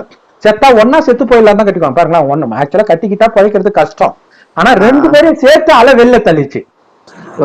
அப்ப இது இருக்கு பாருங்க. அதுதான் அந்த பைபிள்ல வந்து இப்ராஹிம் கேப்பார் கடவுள் கிட்ட, ஒரு ஊர்ல 100 நல்லவர்கள், மத்தவங்க எல்லாம் அயோக்கியர்கள், அந்த ஊரை அழிச்சிடுவியா? கடவுள் மாட்டேன்றார். சரி 5 நல்லவர்கள் அழிப்பியா? மாட்டேன். அப்படின்னா என்ன அர்த்தம்னா ஒரு நல்லவனுக்கு கூட தீங்கு வராது. அப்ப அதுக்காக அத்தனை பேர் இருப்பாங்க இல்ல, அவங்கள தள்ளிட்டு அழிப்பார். அதனாலதான் அந்த லோத்தை வந்து வெளியில போக சொல்லுவார், அவங்க குடும்பத்தோட திரும்பி பார்க்காம போக சொல்லுவார். அப்படின்னா என்ன அர்த்தம்னா இந்த கலியுக குணம் வந்துடக்கூடாது. ஆனா அவங்க மனைவி திரும்பி பார்க்கும், அங்கேயே சுண்ணாம்பு தூணா மாறிடும். சோ இந்த விஷயத்தை தான் இது குறிக்கிறது. இது வந்து ஒரு அற்புதத்தை பேஸ் பண்ணி வர மாதிரி. அது மதத்தில் வந்து அற்புதத்தை வச்சுதான் நம்புவாங்க. அதனால இது வருது. இதெல்லாம் இறுதியில் நடக்க போற விஷயங்கள். இப்ப நம்ம இதுபடியே இப்போ இருக்கிற விஷயத்தை வச்சு சொல்லணும் அப்படின்னா, இப்போ இந்த காமத்தை வச்சே சொல்லணும், இல்ல இந்த விகாரங்களை வச்சே சொல்லணும் அப்படின்னா,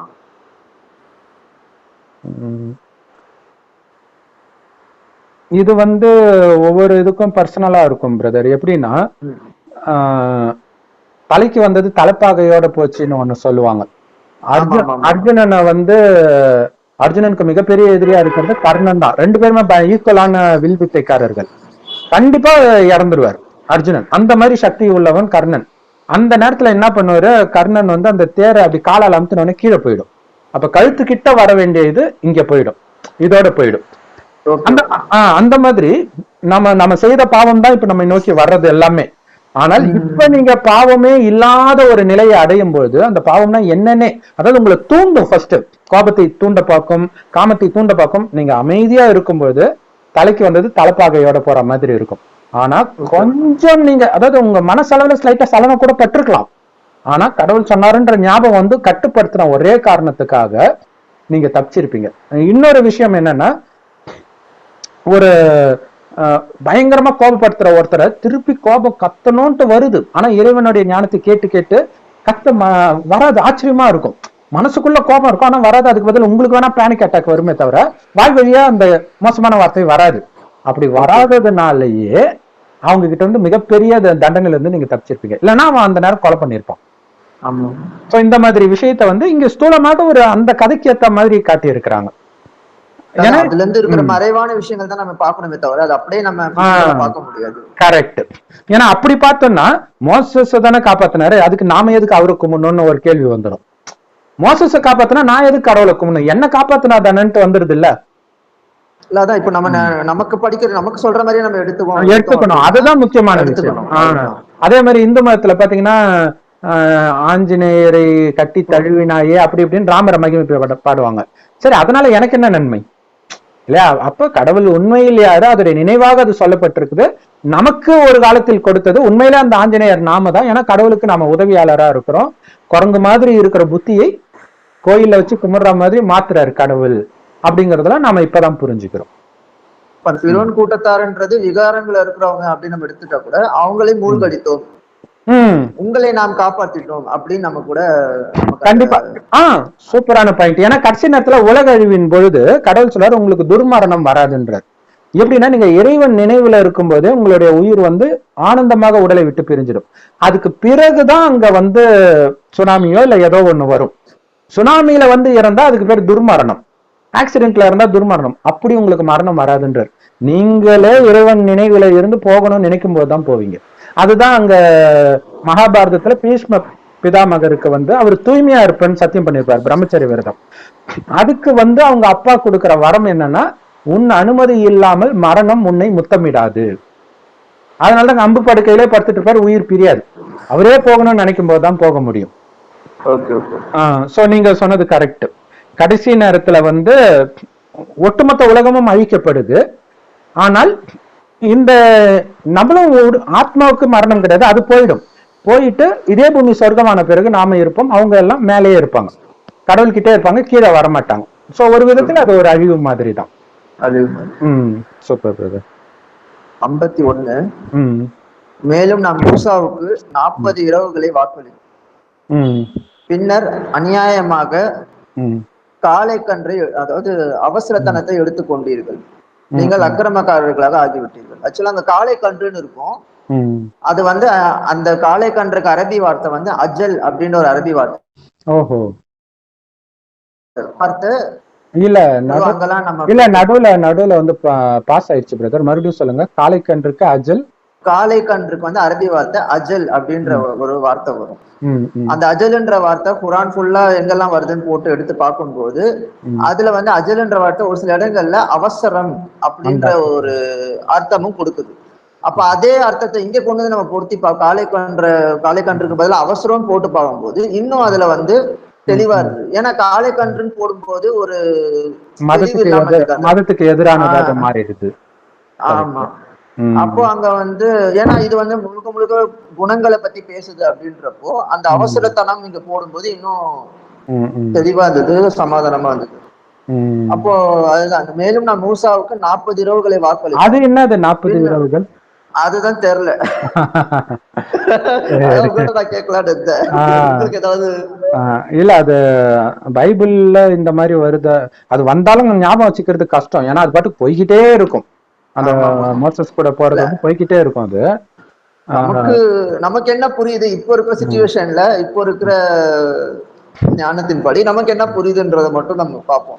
அதுக்கு என்ன அவங்க அர்த்தம்? ஏன்னா அங்க 40 வருஷம் அலைவாங்கன்னு நினைக்கிறேன் வனாந்திரத்துல, இல்லையா மோசஸ்? 40 வருஷம் தானே, ஏதோ ஒரு வருஷ கணக்கா அலைவாங்க அவங்க. அதுக்கப்புறம் தான் அந்த தேசத்துக்கு போறதுக்குள்ள அவரு இறந்துடுவாரு. அப்படி வரும். அது இது எந்த அர்த்தத்துல வருதுன்னு தெரியல. ஆனா கடவுள் இரவுன்னு சொல்றது நரகத்தையும் சொர்க்கத்தை பகல்னும் சொல்லுவார். அதுதான் பிரம்மாவின் இந்த டைமே எடுத்துட்டீங்கன்னா கூட 40 இரவா இதை எடுத்துக்கிட்டா கூட அநியாயமாக அவசரத்தனத்தை எடுத்துக்கொண்டீர்கள், நீங்கள் அக்கிரமம். இப்ப நம்ம அவசரப்படும் போது, அதாவது அவசரப்பட்டு இந்த விகாரத்துல விழுந்துட்டோம் அப்படின்னா நம்ம அக்கிரமக்காரர்களாக ஆகிவிட்டீர்கள் அப்படின்னு கூட நம்ம. கரெக்ட். இன்னொரு விஷயம் இந்த ரமலான் மாதம் 40 நாளா பிரதர்? 30 நாள் தானா? கிறிஸ்தவர்கள் லெந்து காலம் 40 நாள் வரும். அவங்களும் உபவாசம் இருப்பாங்க அந்த டைம். ஸோ இது எந்த அர்த்தத்துல வருதுன்னு நமக்கு தெரியல.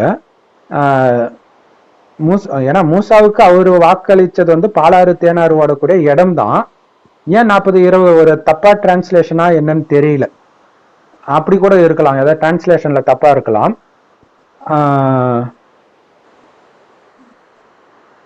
கரெக்ட். அவர் திரும்பும் முன் ஒரு காளைக்கன்றை வணக்கத்திற்குரியதாக நீங்கள் அவருக்கு பின் எடுத்துக்கொண்டீர்கள் என்பதையும் நினைவு கூறுங்கள். சோ இது மூசா நபி இல்லாத பொழுது இவங்க காளைக்கன்றை வணங்கி இருக்காங்க. அப்ப 40 நாள் அவர் வெளியில எங்கேயோ போயிருக்காரு. போயிருக்காரு. அவருடைய சகோதரர் தம்பியை விட்டுட்டு போயிருப்பாரு. ஆரோன்ட்டு பைபிள்ல இருக்கும். கரெக்ட். சோ அவர் வர்றதுக்குள்ள இவங்க வந்து வணங்க ஆரம்பிச்சிட்டாங்கன்றது அந்த கதைப்படி வருது. சரி. இங்க வந்து ஒரிஜினலா என்ன நடக்குது அப்படின்னா, இங்க இது வந்து ரொம்ப முக்கியமான விஷயம். முஸ்லிம் மதத்துல வந்து இந்த விக்கிரக ஆராதனை கூடாது, பைபிள்லயுமே இருக்கும், இந்து மதத்திலுமே ஒரு பிரிவுல இருக்கும், அது ஜோதி வழிபாடு தான் இருக்கணும் அப்படின்னு இருக்கும். ஆனால் இது வந்து வேற ஒரு விஷயத்துடைய நினைவாக இருக்குது, பிரம்மகுமாரிகள் ஞானத்துடைய ஒரு முக்கியமான விஷயத்துடைய நினைவாக இருக்குது. ஓகே, இப்ப கடவுள் வந்து இந்த 2500 வருஷம் சொர்க்கம், அடுத்த 2500 வருடம் நரகம் அப்படிங்கிறத சொல்றதுக்காக கடைசி 100 வருடம் ஒரு வயோதிகர் உடல்ல வந்து சொல்றார். அவருக்கு தான் பிரம்மான்னு பேர் வைக்கிறோம். அவர் வாய் வழியா ஞானத்தை கேட்கறவங்க தான் குமாரிகள். இந்த பிரம்மாவைத்தான் ஆதாம் அப்படின்ட்டு மற்ற மதத்துல சொல்றாங்க. சோ ஆதாம் மூலமாக படைத்தார்ன்றது ஆதாம் மூலமாக ஞானத்தை கொடுத்து படைக்கிறார். இப்ப இந்த கடைசி 100 வருடம், கலியுகம் அழியறதுக்கு கடைசி 100 வருடம் முன்பு இறைவன் வந்து இந்த ஞானத்தை கொடுக்கறதுடைய நினைவாக தான் பைபிள் குரான்ல பாத்தீங்கன்னா ஒரே ஒரு ஜென்மம் சொல்றது. அது இந்த ஜென்மத்தை மட்டும் குறிக்கிறது, மறுஜென்மம் இல்லைன்னு அர்த்தம் கிடையாது. இந்த ஜென்மத்துக்கு பிறகு மறுஜென்மம் இல்லை அப்படிங்கிறது. சோ இந்த ஜென்மத்தில் நம்ம என்ன ஃபாலோ பண்ணணும் அப்படின்னா, சொர்க்கத்துல வந்து யாரும் சாமி கும்பிட மாட்டாங்க, நாஸ்திகர்கள் கிடையாது. ஒரு துக்கம் வந்தாதான் கடவுளே நினைப்பாங்க, அங்க துக்கமே இருக்காது, அதனால ஆனந்தமா இருப்பாங்க. நரகத்தில் வரும்பொழுது ஆத்மான்றதை மறந்து உடல் நினைக்கும் போது பாவம் செய்யறாங்க. அப்ப பாவம் செய்யும் பொழுது ஒரு லெவலுக்கு மேல தண்டனை கிடைக்கும். தண்டனை கிடைக்கும் போது தானாவே கடவுள் கிட்ட புத்தி போகும், தானாவே மனிதனுக்குள்ள. சயின்ஸ் சொல்ற மாதிரி இவனா வந்து இதுக்கு பயந்து அதுக்கு பயந்து அப்படி கிடையாது, அவனுக்குள்ள அது இருக்கும், தானா அது வெளிப்படும். அதனாலதான் காட்டுவாசியில இருந்து எங்க போனாலும் கடவுள் நம்பிக்கை இருக்குது, அது உள்ளுக்குள்ள இருக்கும், அது தானா வெளிப்பட ஆரம்பிக்கும். அப்பதான் மதங்கள் எல்லாம் உருவாக்குறாங்க. அப்ப எப்ப மதங்களை உருவாக்குறாங்க, எப்ப கடவுளை வழிபடுறாங்கன்னா எப்ப பாவம் செய்யறாங்களோ அப்பதான். அப்ப இந்த கடைசி நேரத்தில் கடவுள் வந்து, நீங்க உடம்புன்னு நினைச்சதுனாலதான் பாவம் செஞ்சீங்க, பாவம் செஞ்சதுனால தண்டனை கிடைக்குது, தண்டனை கிடைக்கும் போது நீங்க கடவுளை வழிபட ஆரம்பிக்கிறீங்க. வழிபடுறது வந்து ஒரு விதத்துல கடவுள் கிட்ட வந்து நம்ம வந்து பிச்சை கேட்கிற மாதிரி, எனக்கு இதை கொடு அதை கொடு, இது நடந்துடக்கூடாது, மரணம் வந்துடக்கூடாது, இந்த மாதிரி எல்லாம் பண்ணிட்டு இருக்கிறோம். சோ பயத்தின் வெளிப்பாடு தான் அது. ஆனா நான் இப்ப உங்களை உலகத்துக்கே எஜமானனா ஆக்கி இருந்தா மீண்டும் ஆக்க போறேன். இப்ப இந்த பக்தியின் குணத்தை விட்டுடுங்க, போய் கடவுள் கிட்ட போய் கெஞ்சுறதை விட்டுருங்க. அதுவும் நீங்க கடவுள் கிட்ட கெஞ்சல, உங்களுக்கே சிலை செஞ்சுதான் வழிபட்டீங்க. ஏன்னா சொர்க்கத்தில் தேவதையா இருந்ததே நாம தான், அந்த தேவதைகளுக்கு தான் கோயில் கட்டி வழிபட்டுட்டு இருக்கிறோம். அப்ப அதுதான் படைப்புகளை வணங்க மாட்டோம், படைப்பவரையே வணங்குவோம்ட்டு முஸ்லிம்கள் சொல்றது. படைப்புன்றது நாம தான் தேவதைகளா இருந்தோம், உன்னதமானவர்கள் தான், கடவுளுக்கு ஈக்குவலா பரிசுத்தமானவர்கள் தான், ஆனாலும் கடவுள் கிடையாது. அப்ப இப்ப நம்ம அவர்களாக ஆகணும்னா கடவுளை நினைக்கணும், வணங்குறது கூட கிடையாது, ஏன்னா அவர் கைகால் கிடையாது. அப்ப அவரை நீங்க நினைவு பண்ண பண்ண அவரை மாதிரியே நம்ம பரிசுத்தம் ஆகிறோம். இப்ப இறைவனை நினைவு செஞ்சுக்கிட்டே இருக்கணும். அப்ப இங்க வந்து காளைக்கன்றை வழிபடுறாங்க அப்படின்னா வழிபடுறதுக்கு தேவையான பாவங்களை செஞ்சிட்டாங்கன்றது அங்க மறைஞ்சு இருக்குது. வழிபடுறது பாவம் கிடையாது, பாவம் செஞ்சதுனால அவங்க கடவுளை தேடி போறாங்க இல்லையா. ஒரு லெவலுக்கு மேல ஒருத்தருக்கு செய்வினை பண்ணிட்டாங்க, இதெல்லாம் பண்ணிட்டாங்கன்னா உடனே அதை நீக்கக்கூடியவர்களை தேடி போயிடுவாங்க. அப்ப என்னன்னா அதுக்கேற்ற பாவம் அவங்க பண்ணி இருக்கிறாங்க, பண்ணதுக்காக தண்டனை கிடைக்குது, தண்டனை கிடைக்கும் போது கடவுளை தேடி போறாங்க, அதாவது பக்தி மார்க்கத்தை தேடி போறாங்க. இப்ப இது ஞான மார்க்கம். இங்க வந்து நம்ம பாவத்தை அழிக்கிறதை பற்றி தான் யோசிக்கணும். நமக்கு வர நோய் கூட நம்ம பாவத்தை அழிக்கதான் செய்யுது.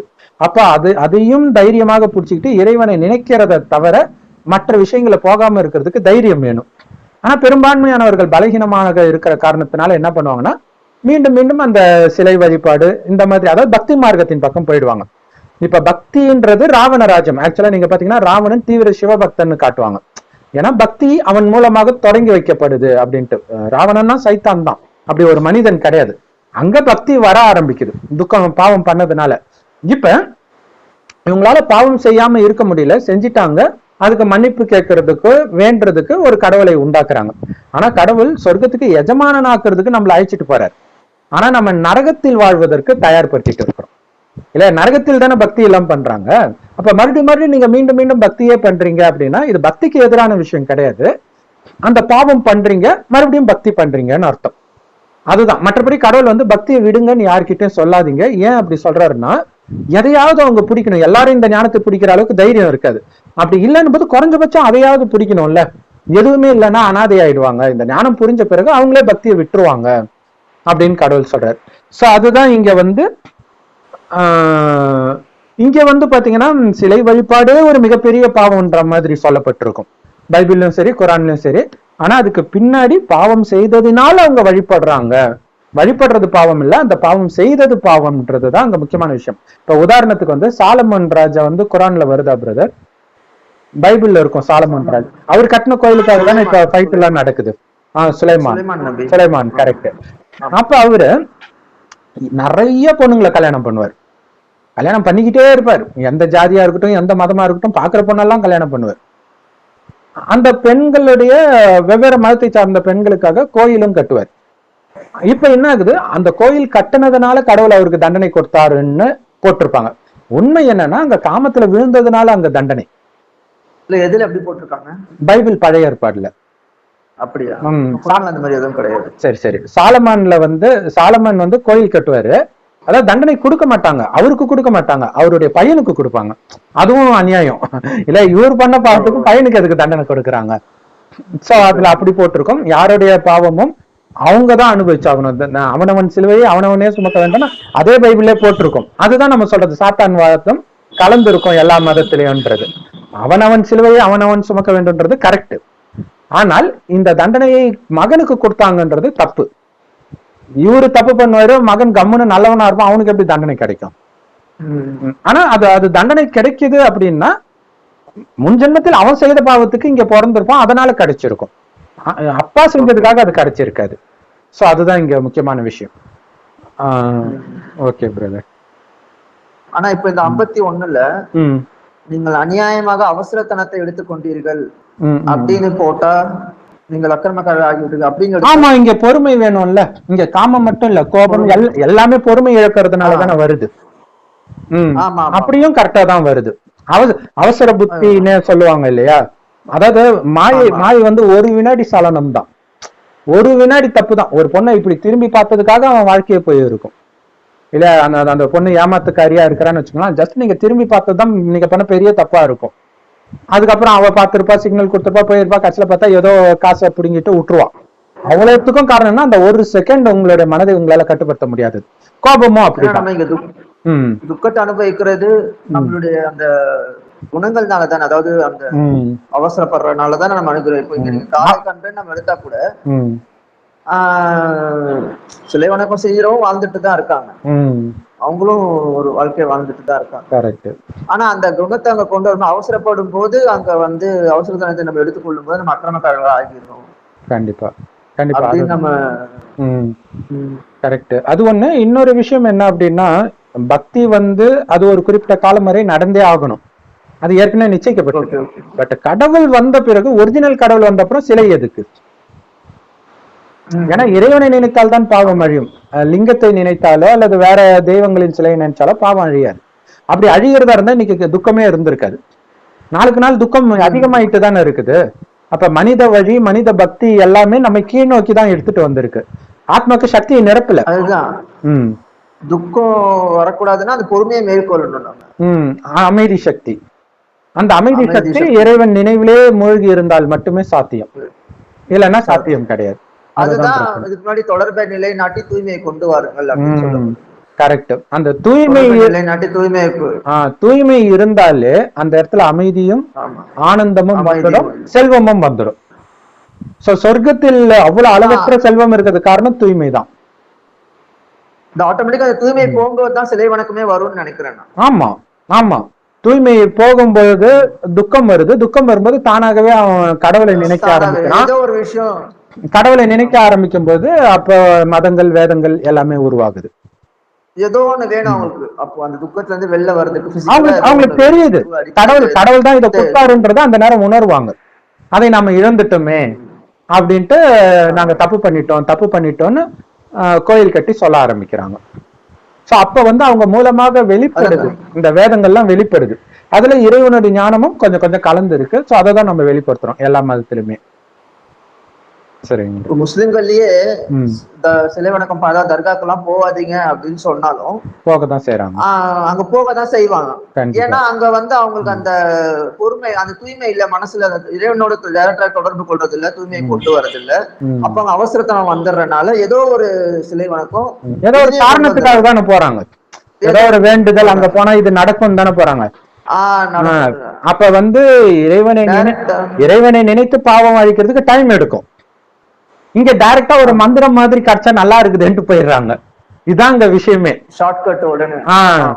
சில சமயம் அது நடக்கவும் செய்யும், அவங்களுக்கு புண்ணிய கணக்கு இருக்கிற வரைக்கும். எப்பவும் நடக்காது. அந்த அளவுக்கு அவங்களுக்கு நம்புறதுக்கு சக்தி இருக்காது, டைரக்டா நம்புறதுக்கு, மட்டும் நம்புறதுக்கு சக்தி இருக்காது. கண்டிப்பா, கரெக்ட். அதுதான் பெரிய விஷயம். ஒரு விதத்துல வந்து நாஸ்திகம் கூட ஹெல்ப் பண்ணி இருக்குது கடவுள் கிட்ட வர்றதுக்கு. ஏன்னா அவங்க இதெல்லாம் நம்புற மாதிரி இருக்கான்னு சொல்லிட்டு எல்லாரையும் நாஸ்திகரை ஆக்கிடுச்சு. இப்ப அதுல இருந்து இறைவன் ஞானத்தை கேட்கும்போது நமக்கு ஈஸியா புரியுது. இல்லாட்டினா பக்தியில இருந்து அவ்வளவு சீக்கிரம் வெளில வர முடியாது. அதுவுமே ஒரு விதத்துல இறைவனுடைய ஒரு ஏற்பாடு தான். 52வது வசனம். இதன் பின்னரும் நீங்கள் நன்றி செலுத்துவதற்காக நாம் உங்களை மன்னித்தோம். 53. இன்னும் நீங்கள் நேர்வழி பெறும் பொருட்டு நாம் மூசாவுக்கு வேதத்தையும் நன்மை தீமைகளை பிரித்தறியக்கூடிய ஞானத்தையும் அளித்தோம் என்பதையும் நினைவு கூறுங்கள் இருக்கு. 54. மூசா தம் சமூகத்தாரை நோக்கி, என் சமூகத்தாரே, நீங்கள் அவசரத்தனத்தை எடுத்துக்கொண்டதன் மூலம் உங்களுக்கு நீங்களே உங்கள் ஆன்மாவுக்கு அநியாயம் செய்து கொண்டீர்கள். ஆகவே உங்களை படைத்தவனிடம் மீட்சி தேடுங்கள். இதுல வந்து பாவ மன்னிப்பு, பாவ மன்னிப்புனா அங்க தௌபான்னு இருக்கும். தௌபானா மீட்சின்னு தான் அர்த்தம். அதுதான் ஒருத்தவங்க கமெண்ட்ல போட்டிருந்தாங்க, தௌபானா மீட்சி அப்படின்னாங்க. ஆக்சுவலா மீட்சி தான், அது மீட்சின்னு தான் இங்க இருக்கு. பாவ மன்னிப்பும் சொல்லுவாங்க, மீட்சியும் சொல்லுவாங்க. மீட்சி தேடுங்கள், உங்கள் ஆன்மாவை வீழ்த்துங்கள், அதுவே உங்களை படைத்தவனிடம் உங்களுக்கு நற்பலன் அளிப்பதாகும் என கூறினார். என்ன பிரதர், உங்கள் ஆன்மாவை வீழ்த்துங்கள் அப்படின்னு இருக்கு. ஓ, இதுல வந்து ஆகவே உங்களை நீங்களே கொலை செய்து கொள்ளுங்கள்னு இருக்குது. சரி, ஓகே, சரி, கண்டினியூ பண்ணுங்களா. அதுவே உங்களை படைத்தவனிடம் உங்களுக்கு நற்பலன் அளிப்பதாகும் என கூறினார். அவன் உங்களை மன்னித்தான், நிச்சயமாக அவன் பாவ மன்னிப்பு கோருதலை ஏற்பவனாகவும், அதாவது மீட்சி அளிப்பவன் கருணையுடையவனாகவும் இருக்கின்றான். அவன் மீட்சி அளிப்பவனாகவும் கருணையுடையவனாகவும் இருக்கின்றான். இப்ப இங்க ஆன்மாவை வீழ்த்துங்கள்ன்றது அந்த இடத்துல மேபி நப்சுன்னு வந்திருக்கும்னு நினைக்கிறேன். உங்களுடைய விகாரங்களை வீழ்த்துங்கள் அப்படின்ற மாதிரிதான் வரும். இல்ல, இது வந்து இறைவன் வந்து இந்த முரளியில சொல்லி இருப்பாரு, காமத்தில் விழுறது வந்து உங்களை நீங்களே கொலை பண்ற மாதிரின்னு கடவுள் சொல்லியிருப்பாரு. ஆத்மாவை கொலை பண்ற மாதிரி அது. ஏன்னா ஆத்மாவுடைய சக்தி ஃபுல்லா போயிடுது ஒரு செகண்ட்ல காமத்தில் விழும்பொழுது. அந்த அர்த்தத்துலதான் வருது இது. அப்ப நீங்க சொன்ன மாதிரி இங்க அவசரப்படுறதே இங்க காமத்துலதான் வரும், வேற எதுலயும் வராது. ஏன்னா இந்த மகாபாரதத்துல வந்து பாண்டு மகாராஜாவுக்கு வந்து சாபம் இருக்கும். ஒரு முனிவர் வந்து சாபம் கொடுத்துப்பாரு, நீ உன் மனைவியை கட்டி அணைத்தால் இறந்துருவன் சாபம் கொடுத்துருவார். அந்த சாப விமோச்சனம் பெறுவதற்காகத்தான் அவர் காட்டுக்கே போவார். மனைவிகள் 2 மனைவிகள் என்ன பண்ணுவாங்க, நாங்களும் வருவோன்னுவாங்க. அப்ப தெரியும் இந்த மாதிரி சாபம் இருக்குது, அதுக்காக தவம் பண்ணதான் போயிருப்பாங்க. அப்ப மனைவி குளிச்சுட்டு வரும்போது அந்த அழகுல மயங்கி அவர் கட்டி அணைக்க போவாரு. அவருக்கும் தெரியும் இந்த சாபம் இருக்குன்னு. அந்த நேரமும் அவளுக்கும் தெரியும், கொஞ்சம் தயங்குவார், வேண்டாம் வேண்டாம்னு சொல்லிட்டு போய் கட்டி பிடிச்சிடுவாங்க, டக்குன்னு இறந்துருவார். சோ அப்ப இது காமம் எவ்வளவு பெரிய எதிரி பாருங்க. இறப்போம்னு தெரிந்தே, இப்ப எய்ட்ஸ் வருது இல்ல, இப்ப விபச்சாரிட்ட போனா எய்ட்ஸ் வர்றதுக்கான வாய்ப்பு 99% இருக்குன்னு தெரிஞ்சுதானே போறான். அவனுக்கு தெரியுது இல்ல, தெரிஞ்ச உயிரே போனாலும் பரவாயில்ல. அப்ப அது எந்த மாதிரி ஒரு பயங்கரமான சாத்தானுடைய பவர் பாருங்க. காமம் மிகப்பெரிய எதிரின்னு சொல்றாங்க. நல்ல பாம்பின் விஷத்துக்கு ஈக்குவலானதுன்னு கடவுள் சொல்லுவார். நம்ம ஆளுங்க கூட வந்து லவ் இஸ் ஸ்லோ பாய்சன் சொல்லுவாங்க. சோ பாய்சன் அதை ஏத்துக்கிறாங்க. இன்னொரு விஷயம் வந்து கண்ணதாசன் அர்த்தமுள்ள இந்து மதம் புக்ல போட்டிருப்பாரு. ஒருத்தன் ஒரு 40-50 நாள்ல சாப்பிடவே இல்லை, தண்ணியே குடிக்கல, ஒரு ரூம்ல அடைச்சு வச்சிருக்கிறீங்க அப்படின்னா இன்னும் ஒரு செகண்ட் அவன் சாப்பிடலன்னா செத்து போயிடுவான். அந்த ஸ்டேஜ்ல ஒரு பொண்ணு ஒரு பக்கம் அவனுடைய தட்டுல அவனுக்கு பிடிச்ச எல்லா உணவும் வச்சுட்டு இன்னொரு பக்கத்துல ஒரு பொண்ணை நிர்வாணமா வச்சீங்கன்னா அவனுடைய கண்ணு முதல்ல அந்த பொண்ணை தான் பார்க்கும்ன்றார். அப்ப அந்த காமத்துடைய பவர் பாருங்க, அங்க உயிரே போனாலும் பரவாயில்லன்ட்டு அவனுடைய புத்தி அதை தான் தேடும்ன்றார். சோ இங்க இந்த விஷயம் தான் இங்க மறைஞ்சு இருக்குது. இவங்க வந்து அப்ப இன்னொன்னு பாத்தீங்கன்னா முஸ்லிம்கள் சொல்லுவாங்க, கொலை செய்யறதை விட சிலை வழிபாடு வந்து மிகப்பெரிய பாவம் அப்படின்னு சொல்லுவாங்க. கடவுள் சொல்லுவாரு, கொலை செய்வதை விட மிகப்பெரிய பாவம் காமத்தில் விழுவது. அப்ப நீங்க சொன்ன மாதிரி இந்த காமத்தில் விழுவதை தான் இவங்க விக்கிரக வழிபாடுன்னு எடுத்துட்டு வராங்க. ஏன் அப்படின்னா அதுக்கும் அர்த்தம் இருக்குது. விக்கிரகம்ன்றது உடம்பு தான் குறிக்குது இல்லையா? நம்ம தேவதைகளுடைய உடலை வழிபடுறாங்க, ஜடச்சிலை. அப்ப காமன்றது உடம்பை வச்சுதான் வருது. அது ஒரு ஜட பொருள் தான், ஆத்மாவை வச்சு வர்றது கிடையாது. அப்ப ஒரு விதத்துல அந்த உடம்புக்கே உயிர் இருக்கிறதா கற்பனை பண்ணி தானே காமத்துல ஈடுபடுறாங்க. ஒரு பணத்தோட ஈடுபடுவாங்களா? இன்னைக்கு பணத்துக்கும் உயிர் இருக்கிற மாதிரி நினைச்சிட்டு காமத்துல ஈடுபடுறாங்க. சோ இதுதான் அங்க ஒளிஞ்சிருக்குதுன்ற ரகசியத்தை இந்த நொடி கடவுள் வெளிப்படுத்துறாரு பிரதர். நம்ம ரெண்டு பேரும் யோசிச்சு பார்க்கும்போதுதான் இது தெரியுது. ஓ இதுதான் அங்க விஷயம் அப்படின்னு. ஏன்னா கடவுள் சொல்லியிருக்காரு, கொலையை விட மிகப்பெரிய பாவம் வந்து, அதாவது கடவுள் என்ன சொல்றாருன்னா, நம்ம பசுமாட்டை கொல்லாதீங்க இப்படி எல்லாம் பிரச்சாரம் பண்றாங்க. இந்துக்கள் வந்து பசுவை தெய்வமா நினைக்கிறாங்க. இன்னை வரைக்கும் பிரச்சனை போயிட்டு இருக்கு. அதெல்லாம் பண்ண தேவையில்ல, அதை யாரும் தடுத்து நிறுத்த முடியாது. அதுக்கு பதில் காமத்தை விடுங்கன்னு சொல்லுங்க. அதையும் விட்டுற மாட்டாங்க. ஆனா இது சொல்ல வேண்டியது உங்களுடைய கடமைன்ற. ஆனா இதை பசுவை வதை செய்யக்கூடாதுன்னு சொல்றவங்க கூட ஏத்துக்க மாட்டாங்க, காமத்தை விடுங்கன்னு சொன்னா. ஆனா இதனாலதான் உலகம் இந்த அளவுக்கு மோசமாக மாறுது, புத்தி யோசிக்கக்கூடிய சக்தி இழக்குது அப்படின்னு கடவுள் சொல்றாரு. சோ இது எத்தனாவது இதுல வருது? ஆக்சுவலா 54ல வருது இல்லையா? சோ அதுக்கு முன்னாடியே பாத்தீங்கன்னா அப்ப பாருங்களா, உங்களை மன்னித்தோம்னு 52ல வருது. அப்ப கடவுள் சொல்றாரு, எடுத்த உடனே காமத்தை வென்றுட முடியாது இல்லையா? ஏன்னா கடந்த 2500 வருடம் 2500 வருடம் அடிமையா இருக்கிறோம். கொஞ்சம் டைம் எடுக்கும் தான். அதுக்காக அப்படியே நீங்க பாட்டுக்கு விழுந்துட்டே இருக்கக்கூடாது. ஒரு தடவை விழுந்தேன்னா அதுக்கப்புறம் நான் வெளில வந்தே ஆகணும்னு வைராக்கியம் வைக்கணும். அதான் சொல்றாரு, ஃபர்ஸ்ட் மன்னிச்சுட்டேன். சோ மறுபடியும் நீங்க போகும்போது அதுக்கப்புறம் அவ்வளவுதான், மன்னிப்பு கிடையாது. நீங்க எப்ப இடத்துல அதான் கடவுள் என்ன சொல்றாருன்னா வந்து ரைட்டுன்றதை விட அது ஓரளவுக்கு நமக்கு கொஞ்சம் கான்சியஸ் இருந்தது அப்படின்னா, அது கொஞ்சம் தப்புன்ற கொஞ்சம் கான்சியஸ் இருந்தா கூட கொஞ்சம் அதுல இருந்து வெளில வர முடியும். ஏன்னா அது அந்த அளவுக்கு நம்மளுடைய சக்தியை வந்து எடுத்துட்டு இருக்கு. அதனால பல நோய்கள் வருது. ஒரு விஷயத்த சரியா செய்ய முடியறது இல்ல, தற்கொலை எண்ணங்கள் வரும். அந்த அளவுக்கு நம்மளுடைய சக்தி போயிடும். கண்டிப்பா அதுலயே அது வந்து அது சாட்டிஸ்ஃபையும் ஆகாது. அதோட இன்னும் வந்து விறகுல விறகு மாதிரி அது இன்னும் வந்து எவ்வளவுதான் நம்ம வந்து நெருப்புல எண்ணெய் ஊத்திக்கிட்டே இருக்கிற மாதிரிதான். அப்ப அதனால நம்மள நாமளே வந்து அழிச்சுக்கிற மாதிரி அது. கண்டிப்பா. அப்ப அந்த ஒரு கான்சியஸ் வேணும் அதுல இருந்து. கண்டிப்பா அது ஒரு தப்பு அது அப்படின்ற. கண்டிப்பா. ஏன்னா அந்த எண்ணங்களையே முதல்ல நம்ம இது பண்ணணும், கட் பண்ணணும் அப்படின்னு. கரெக்ட். ஏன்னா இப்ப வந்து இந்த காமம் வந்து அதிகமாக மனைவியோடவே இருந்தாலும் கூட அல்லது காதலியோட இருந்தா கூட அதற்கு தண்டனையாக தான் அடுத்த ஜென்மத்துல வந்து கடவுள் லெஸ்பியனாக ஓரின சேர்க்கையாளராக படைக்கிறார். அப்ப என்னன்னா சமுதாயம் அதை ஏத்துக்காது. அந்த பயத்திலேயாவது கம்முன்னு இருப்பாங்க. நிறைய பேர் கம்முன்னு இருக்கிறாங்க, ஒரு சிலர் தான் வெளில வராங்க. இதை எப்படி வெளில சொல்றதுன்னு வெக்கப்பட்டுட்டு இருக்கதான் செய்யறாங்க. அப்ப அந்த காமத்தின் உணர்வை கட்டுப்படுத்துறதுக்கு அதையும் மீறி அவங்க போறாங்க அப்படின்னா ஒரு லெவலுக்கு மேல என்ன ஆகுனா அவங்க பைத்தியம் பிடிச்ச ஸ்டேஜுக்கு போயிடுறாங்க. சமீபமா சென்னையில பாத்தீங்கன்னா ஓரின சேர்க்கையில ரோட்ல படுத்துட்டு இருந்தவனெல்லாம் வந்து காமத்துக்கு கூப்பிடுறது, இல்லாட்டினா பிளைடால அவங்களோட அந்தரங்க உறுப்பு அறுக்கிறது, இந்த மாதிரி எல்லாம் பண்ணிட்டு இருந்தாங்க. சோ அப்ப ஏன்னா அவங்க அந்த ஒரு மென்டல் ஸ்டேஜுக்கு போயிடுறாங்க.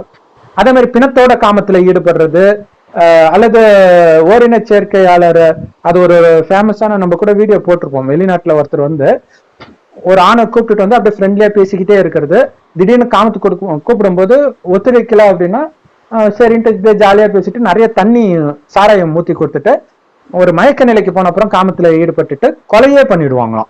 கொலை பண்ண பிறகு காமத்துல. அப்ப எந்த மாதிரி ஒரு சைக்கோவா இருக்குது பாருங்க. அவர் இன்னும் உயிரோட தான் இருக்காரு, ஜெயில இருக்காருன்னு நினைக்கிறேன். சோ அதை பத்தி கூட நம்ம போட்டிருந்தோம். சோ காமம் வந்து கடைசியில அந்த அளவுக்கு புத்தியை பேதலிக்க செய்யும். கஞ்சாலம் ஒண்ணுமே கிடையாது காமத்துக்கு முன்னாடி. அப்ப கஞ்சா தப்புன்றோம், சாராயத்தை ஹராம்ன்றோம், ஆனா காமத்தை தப்புன்னு சொல்றது கிடையாது. விபச்சாரம் மட்டும் தப்புன்றோம். இங்க நீங்க காமத்துக்கு அடிமையானாலே அடுத்தது தானாகவே விபச்சாரம் தான் போயிட்டு இருக்கும். அதுதான். சோ அந்த விஷயம் தான் இங்க மறைமுகமா இருக்குதுன்றத இன்னைக்கு கடவுள் நமக்கு எப்படியோ வெளிப்படுத்தி காட்டி இருக்கிறார். அதுவே ஒரு பெரிய விஷயம். இப்ப பின்னாடி உள்ள லைன் எல்லாம் பார்க்கும்போது நமக்கு புரியுது. நீங்க நன்றி செலுத்துவதற்காக மீண்டும் உங்களை மன்னித்தோன்றாரு, நேர்வழி பெறுவதற்காக சரி எது தவறு எதுன்ற சட்டத்தையும் கொடுத்தோம். சோ அதை இப்ப கொடுக்கிறாரு, ஞானத்தை இப்ப கொடுக்கிறாரு. ஆத்ம உணர்வில் இருந்து, அதாவது ஆத்மான்றதை மறந்து நீங்க செய்யற எல்லாமே பாவம் தான். காமம் மட்டும் இல்ல, ஜஸ்ட் நீங்க அப்படியே ஆத்ம உணர்வு இல்லாம பாத்தீங்கன்னாலே ஒன்னொன்னத்தை பார்க்கும்போது வெவ்வேறு எண்ணம் வரும். அந்த எண்ணம் வீண் எண்ணமா வரும். அந்த வீண் எண்ணம் ஆத்மாவுடைய சக்தியை குடிச்சு பிறகு அது விகார எண்ணமாக மாறும். சோ அதுக்குதான் அந்த தேவையற்ற எண்ணங்களே வரக்கூடாது, என்னோட மட்டும் புத்தியை இணைங்கின்ற. சோ அதுதான் அந்த ஒரு வார்த்தை தான் இறைவன் கொடுக்கிற ஞானம். அதோடைய விஸ்தாரம் தான் இறைவன் கொடுக்கிற முரளியும் சரி, பைபிள், குரான், ராமாயண, மகாபாரதம் எல்லாமே சரி, அந்த ஒரு எதிரியை வச்சுதான் வருது. விஸ்தாரம்னா விதையா? விஸ்தாரம்னா விரிவாக சொல்லப்பட்டது. விதை வந்து சாரம், எசன்ஸ். அதுக்கு ஆப்போசிட் விஸ்தாரம். அதுதான். சோ அது நமக்கு வந்து அந்த மரத்தை பற்றி சொன்னோம் இல்லையா, அந்த மரத்தை மட்டும் தொடாதீங்க அப்படின்னு கடவுள். அப்ப அந்த விஸ்தாரத்துக்குள்ள போகாதீங்க, சாரத்தில் மட்டும் இருங்க, விதையில் மட்டும் கவனம் இருக்கட்டும். மரம்னும் போது இங்க உடம்பு, கண்ணு, காது, மூக்குன்ட்டு அப்படியே அழகுல மயங்க அப்படியே காமத்துக்கு போயிடுவீங்க அப்படின்னு சொல்லப்படுறதுதான் அது.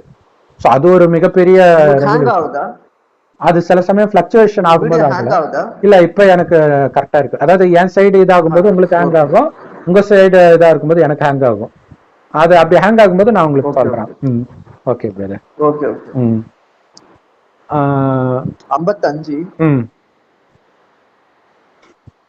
இன்னும் நீங்கள் மூசாவே, நாங்கள் அல்லாவை கண்கூடாக காணும் வரை உன் மீது நம்பிக்கை கொள்ள மாட்டோம் என்று கூறினீர்கள்.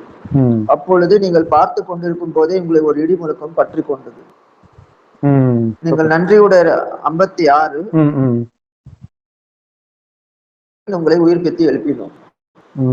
Super super. இது ஆக்சுவலா 54ல இன்னும் நிறைய இருக்குன்னு நினைக்கிறேன் பிரதர். இருங்களா, சமூகத்தாரிடம், என்னுடைய சமூகத்தாரே, நீங்கள் காலைக்கன்றை எடுத்துக்கொண்டதன் காரணமாக நிச்சயமாக உங்களுக்கு நீங்களே அநீதி இழைத்துக் கொண்டீர்கள். சோ அந்த காமத்தினால உங்களுக்கு நீங்களே அநீதி தான் இழைக்கிறீங்க. உங்களுடைய வருமானம், பெரிய பெரிய பணக்காரர்கள் எல்லாம் பாத்தீங்கன்னா அந்த காமன்ற ஒரு விஷயத்துல விழுந்ததுனால அப்படியே இல்லாம போயிடுறாங்க. மத தலைவர்களே அப்படித்தானே, எல்லா மதத்திலுமே நம்ம பார்க்கலாம். காமத்துல விழுந்தோன்னா அவங்க எவ்வளவோ ஃபேமஸா இருப்பாங்க, அவ்வளவுதான், முடிஞ்சு போச்சு, ஒதுக்கிடுவாங்க. அனைத்தையும் இழக்கிறாங்க பாருங்க. ஆனா அவன் ஒரு தடவை விழுந்ததுக்கு இழந்திருக்க மாட்டான், பல தடவை தப்பு பண்ணிருப்பான் தெரியாம. கடவுளும் மன்னிச்சு பார்த்துருப்பாரு. ஒரு டைமுக்கு அப்புறம் முடிஞ்சு போச்சு, காலி எல்லாமே. அடுத்தது, உங்களை நீங்க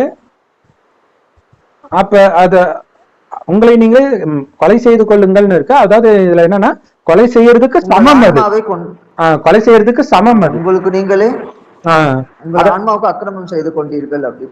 அதுதான் கரெக்டான விஷயம்.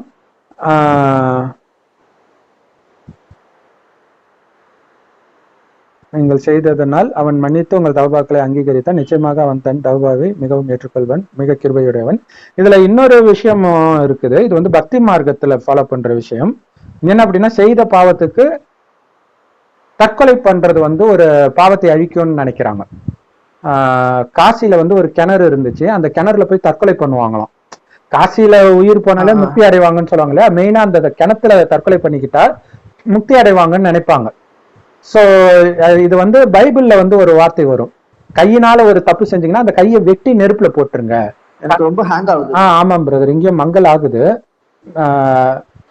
சோ அப்ப வந்து தற்கொலை பண்றது அதுதான். அப்ப கையினால பாவம் செஞ்சா கையை வெட்டிடுங்க, கண்ணுனால பாவம் செஞ்சா கண்ணை புடுங்கி நெருப்புல போடுங்க, ஏன்னா நரக தீயில் உழல்வதற்கு இது சிறந்ததுன்ட்டு இயேசு சொல்லியிருப்பார். சோ அந்த அர்த்தத்துலதான் இங்க வருது. நீங்க இவ்வளவு பாவம் செஞ்சீங்கன்னா நீங்க உங்களே தற்கொலை பண்ணிக்கோங்கன்னு சொல்றதுதான் வருது. நீங்க செஞ்ச பாவத்துக்கு உங்களே கொன்னுடுங்க, அடுத்த ஜென்மம் கடவுள் மீட்பார் அப்படிங்கிறது வந்து மறுஜென்மத்துல அந்த பாவம் போயிருது, அதுக்கான தண்டனை அனுபவிச்சிடுறீங்க அப்படிங்கிறது வருது. இது வந்து பக்தி மார்க்கத்தை பொறுத்த வரைக்கும் கரெக்டா கூட இருக்கலாம். ஆனா இப்ப இது கடைசி ஜென்மம், இப்ப விட்டா எப்ப கிடைக்கும் ஞானம்? அதனால கடவுள் சொல்றாரு, இந்த உடலை விடணும்ன்ற எண்ணம். எப்படிங்கிறது ஆன்மாவை வீழ்த்துங்கள் அப்படி எடுத்தா, அதான் இதுல வந்து உங்களை நீங்களே கொலை செய்து கொள்ளுங்கள்னு வருது. இது அதாவது என்னன்னா, அந்த இன்னொரு இது இருக்கு, உங்கள் உயிரை தியாகம் செய்யுங்கள் அப்படின்னு ஒரு இது இருக்கு, இன்னொரு லைனும் வருது, தியாகம் செய்யுங்கள். சரி, ஓகே. ஆனா இதோடைய அர்த்தம் வந்து ரெண்டு வருது. ஒண்ணு, உங்களை கொலை செஞ்சுக்கிட்டா நீங்க செய்த பாவம் போகும், உங்களுக்கு நீங்களே தண்டனை கொடுத்துக்கிறது அப்படின்னு சொல்லுவாங்க. ஆக்சுவலா பக்தி மார்க்கத்துல எல்லாமே பாத்தீங்கன்னா பட்டினி கிடக்கிறது, விரதம் இருக்கிறது, இது எல்லாமே நமக்கு நம்மளே தண்டனை கொடுத்துக்கிறது தான். அப்புறம் அந்த நெருப்பு மேல நடக்கிறது, அடகு குத்துறது, தேரை இழுக்கிறது, அதெல்லாம் கொடூரமா இருக்கும் பாக்குறதுக்கு. அது தண்டனை தான், அதுல கொஞ்சம் பாவம் அழியுதுன்றது உண்மைதான். ஆனால் மொத்தமா அந்த பாவம் செய்யற எண்ணமே வராம இருக்கும்னா அது இறைவனை நினைத்தால் தான் முடியும். இதனால தண்டனை கொடுத்துக்குங்க, ஆனா மீண்டும் அந்த பாவத்தை செய்வீங்க. ஏன்னா உலகம் நரகம் இல்ல, சாத்தானுடைய உலகம் தானே, மீண்டும் மீண்டும் உங்களை பாவம் செய்ய வைப்பான். அப்ப அவனை எதிர்க்கக்கூடிய சக்தி இறைவனை நினைக்கும் போதுதான் உங்களுக்கு வரும் அப்படின்னு சொல்றாரு. அடுத்ததுதான் இது 55வது பாயிண்ட். அது சூப்பரான பாயிண்ட். நேரடியா கடவுளை பார்க்கிற வரைக்கும் நான் விசுவாசிக்க மாட்டேன் அப்படின்னு சொல்றாங்க. அப்ப உங்க கண்ணு முன்னாடி இடி விழுந்ததே அப்படின்னு சொல்றாங்க. இது கரெக்ட் தான். மோசஸ் கிட்ட கேட்பாங்க, என்ன கடவுள் உன்கிட்ட மட்டும்தான் பேசுவாரா, உன்கிட்ட உண்மையிலே கடவுள் வராருன்னா இப்பயே இந்த பூமி பழக்கட்டும் அப்படின்னு டமால்னு பூமி பழக்கம் உள்ள போயிடுவாங்க. அதுக்கப்புறம் இவர் நம்பினா என்ன நம்பாட்டினா என்ன, இவனே உள்ள போயிட்டான். புரியுதுங்களா? இப்பவே நம்ம இந்த ஞானத்தை கொடுக்கும் போது உலகம் அழிய போகுது, இறைவன் அது அழியும் போது பாத்துக்கலாம், அப்புறம் எங்க நீ பார்க்க போற இல்லையா? இப்பதானே முயற்சி பண்ணணும். இன்னொரு விஷயம் என்னன்னா, இப்ப இந்த நிலச்சரிவு இதெல்லாம் பூமி பொழந்து உள்ள போறதை தானே பாக்குறோம். அந்த செகண்ட் நடக்கிற இப்பதானே கடவுள் இருக்காரு. கேரளா நாஸ்திகத்துக்கு ஃபேமஸ் ஆன நாடு இல்லையா? கம்யூனிஸ்ட் தானே ஆட்சியில இருக்குது. அப்ப அங்கதான் அதிக இயற்கை சீற்றங்களும் இருக்குது இந்தியாவிலே. கொரோனா வைரஸே ஃபர்ஸ்ட் அங்கதானே வருது, எல்லாமே அங்கதான் வருது முதல்ல. இருந்தாலும் அவங்க மாறுறாங்களான்னா மாறல. அந்த ஃபிரோன் மகாராஜா மாதிரி அந்த நேரம் மேபி அவங்க மனசு கொஞ்சம் உருகி இருக்கலாம், அடுத்தது மறுபடியும் கடினம் ஆயிடுது. அதுதான் அங்க கடவுள் இருக்கிறாருன்னு நிரூபிக்கணும்னா இப்பவே இடி விழட்டோம்னா விழுந்துருது. ஆனா அப்புறம் மத்தவங்க பயப்படுவாங்க, பட் அவன் செத்து போயிட்டான். இதே அங்க பைபிள்ல எப்படி இருக்கும்னா, கண்ணுக்கு தெரிஞ்சா எல்லாரும் தான் நம்புவாங்க, கண்ணுக்கு தெரிஞ்சா எல்லாரும் தானே நம்புவாங்க, ஆனா கண்ணுக்கு தெரியாததையும் உங்களுடைய விவேகத்தை கொண்டு நீங்க நம்பணும் அப்படின்ட்டு இயேசு சொல்லுவார். அவரு கூட அற்புதம் எல்லாம் பண்ணிருப்பார். ஆனா இங்க கடவுள் என்ன சொல்றாருன்னா, அற்புதம் பண்றதுக்கு நான் வரல, உங்க பாவத்தை அழிக்கிறதுக்கு வந்திருக்கிறேன், அதுக்கான ஞானத்தை கொடுக்கறதுக்கு வந்திருக்கிறேன். சோ இப்ப இந்த சொர்க்கத்தில் தேவதையா இருந்தவங்க மட்டும்தான் இந்த ஞானத்தை ஏத்துக்குவாங்க, மத்தவங்க எல்லாம் ஏத்துக்க மாட்டாங்க. ஆனால் அவங்களும் ஏத்துக்குவாங்க கடைசியில. ஏன்னா கடவுளை நினைத்தால்தான் கடவுள் இருக்கிற பரந்தாமத்துக்கு போக முடியும். ஏன்னா ஆத்மா எதை நினைக்குதோ அங்க போயிடும். அப்ப கடைசி நேரத்துல எல்லா உறவுகளும் அழிந்த பிறகு அவங்களை நினைச்சாலே வழி வருதுன்னு போது கடவுளை நினைப்பாங்க, அப்பதான் நினைப்பாங்களே. அப்ப இப்ப நம்ம கொடுத்த ஞானம் மறக்காம வச்சுக்கோங்க. அந்தந்த மதத்தின் வழிபடியெல்லாம் பண்ணாலும் எதுவும் வேலைக்கு ஆகல என்பது கடைசி முயற்சியாக நினைப்பாங்க, அப்ப மேல போயிடுவாங்க. அப்ப இன்னொரு விஷயம் என்ன நடக்கும் அப்படின்னா, இப்ப கிறிஸ்தவர்கள் இயேசுவை வழிபடுவாங்க, அதே மாதிரி கிருஷ்ண பக்தர் கிருஷ்ணரை வழிபடுவாங்க, அம்மன் பக்தர் அம்மனை வழிபடுவாங்க. அவங்களுக்கு என்ன ஆகும்னா நம்ம அம்மனாக தெரியும் கடைசி நேரத்துல. அப்ப அவங்க கண்ணுல பார்த்தா மட்டும் நம்புறவங்க. அப்ப அவங்க கிட்ட சொல்லுவோம், கடவுள் ஒருத்தர் தான், அவர் மேல இருக்கிறாரு, அவரை தான் அல்லா சிவன் பரமபிதான்றோம், அவரை மட்டும் நினைவு செய்யுங்கன்னு போது நினைச்சிருவாங்க. ஏன்னா கண்ணு முன்னாடி பாத்துட்டாங்களே இல்ல, மகாவிஷ்ணு மாதிரி 4 கைகளோட இருந்தா நம்பிதான் ஆகணும், பாத்துட்டா. நிறைய நாஸ்திகர்கள் இப்ப அப்படிதான் கண்ணால பார்த்த உடனே வேற வழி இல்லாம நம்ப ஆரம்பிச்சிருக்காங்க. ஆனா அதனால நன்மை கிடையாது, முயற்சி பண்ணாதான் நன்மை. ஆனா கடைசி நேரத்துல அந்த டைம் இருக்காது, கடைசி நேரத்துல எல்லாருக்கும் காட்சி கிடைச்சிடும். அத சொல்றாரு. இதுல இடியெல்லாம் சொன்னனே அதை நினைவு கூறுங்கள் அப்படின்னு சொல்றாங்க. பட் ஆனா இதுக்கு பின்னாடி கடவுள் சொல்ற ரகசியம் இப்படி வருது. இதுல கதைப்படி பார்த்தாலும் அங்க அது மாதிரி இடி விழுறத பாக்குறோம். இப்ப பார்த்தாலும் நிலச்சரிவு நடக்கிறத பாக்குறோம். சிரியா நாட்டுல பயங்கரமான பூகம்பத்துல எல்லாம் உள்ள போனதை பாக்குறோம். நடந்துகிட்டே தான் இருக்குது, ஆனா நம்ப மாட்டாங்க. என்ன பண்றது? சோ ஞானத்தின்படியும் இது கரெக்டா தான் வருது, மதத்தின்படியும் இது கரெக்டா தான் வருது. Okay brother. 56 நீங்கள் நன்றியுடையராய் இருக்கும் பொருட்டு நீங்கள் இறந்த பின் உங்களை உயிர்ப்பித்து எழுப்பினோம்.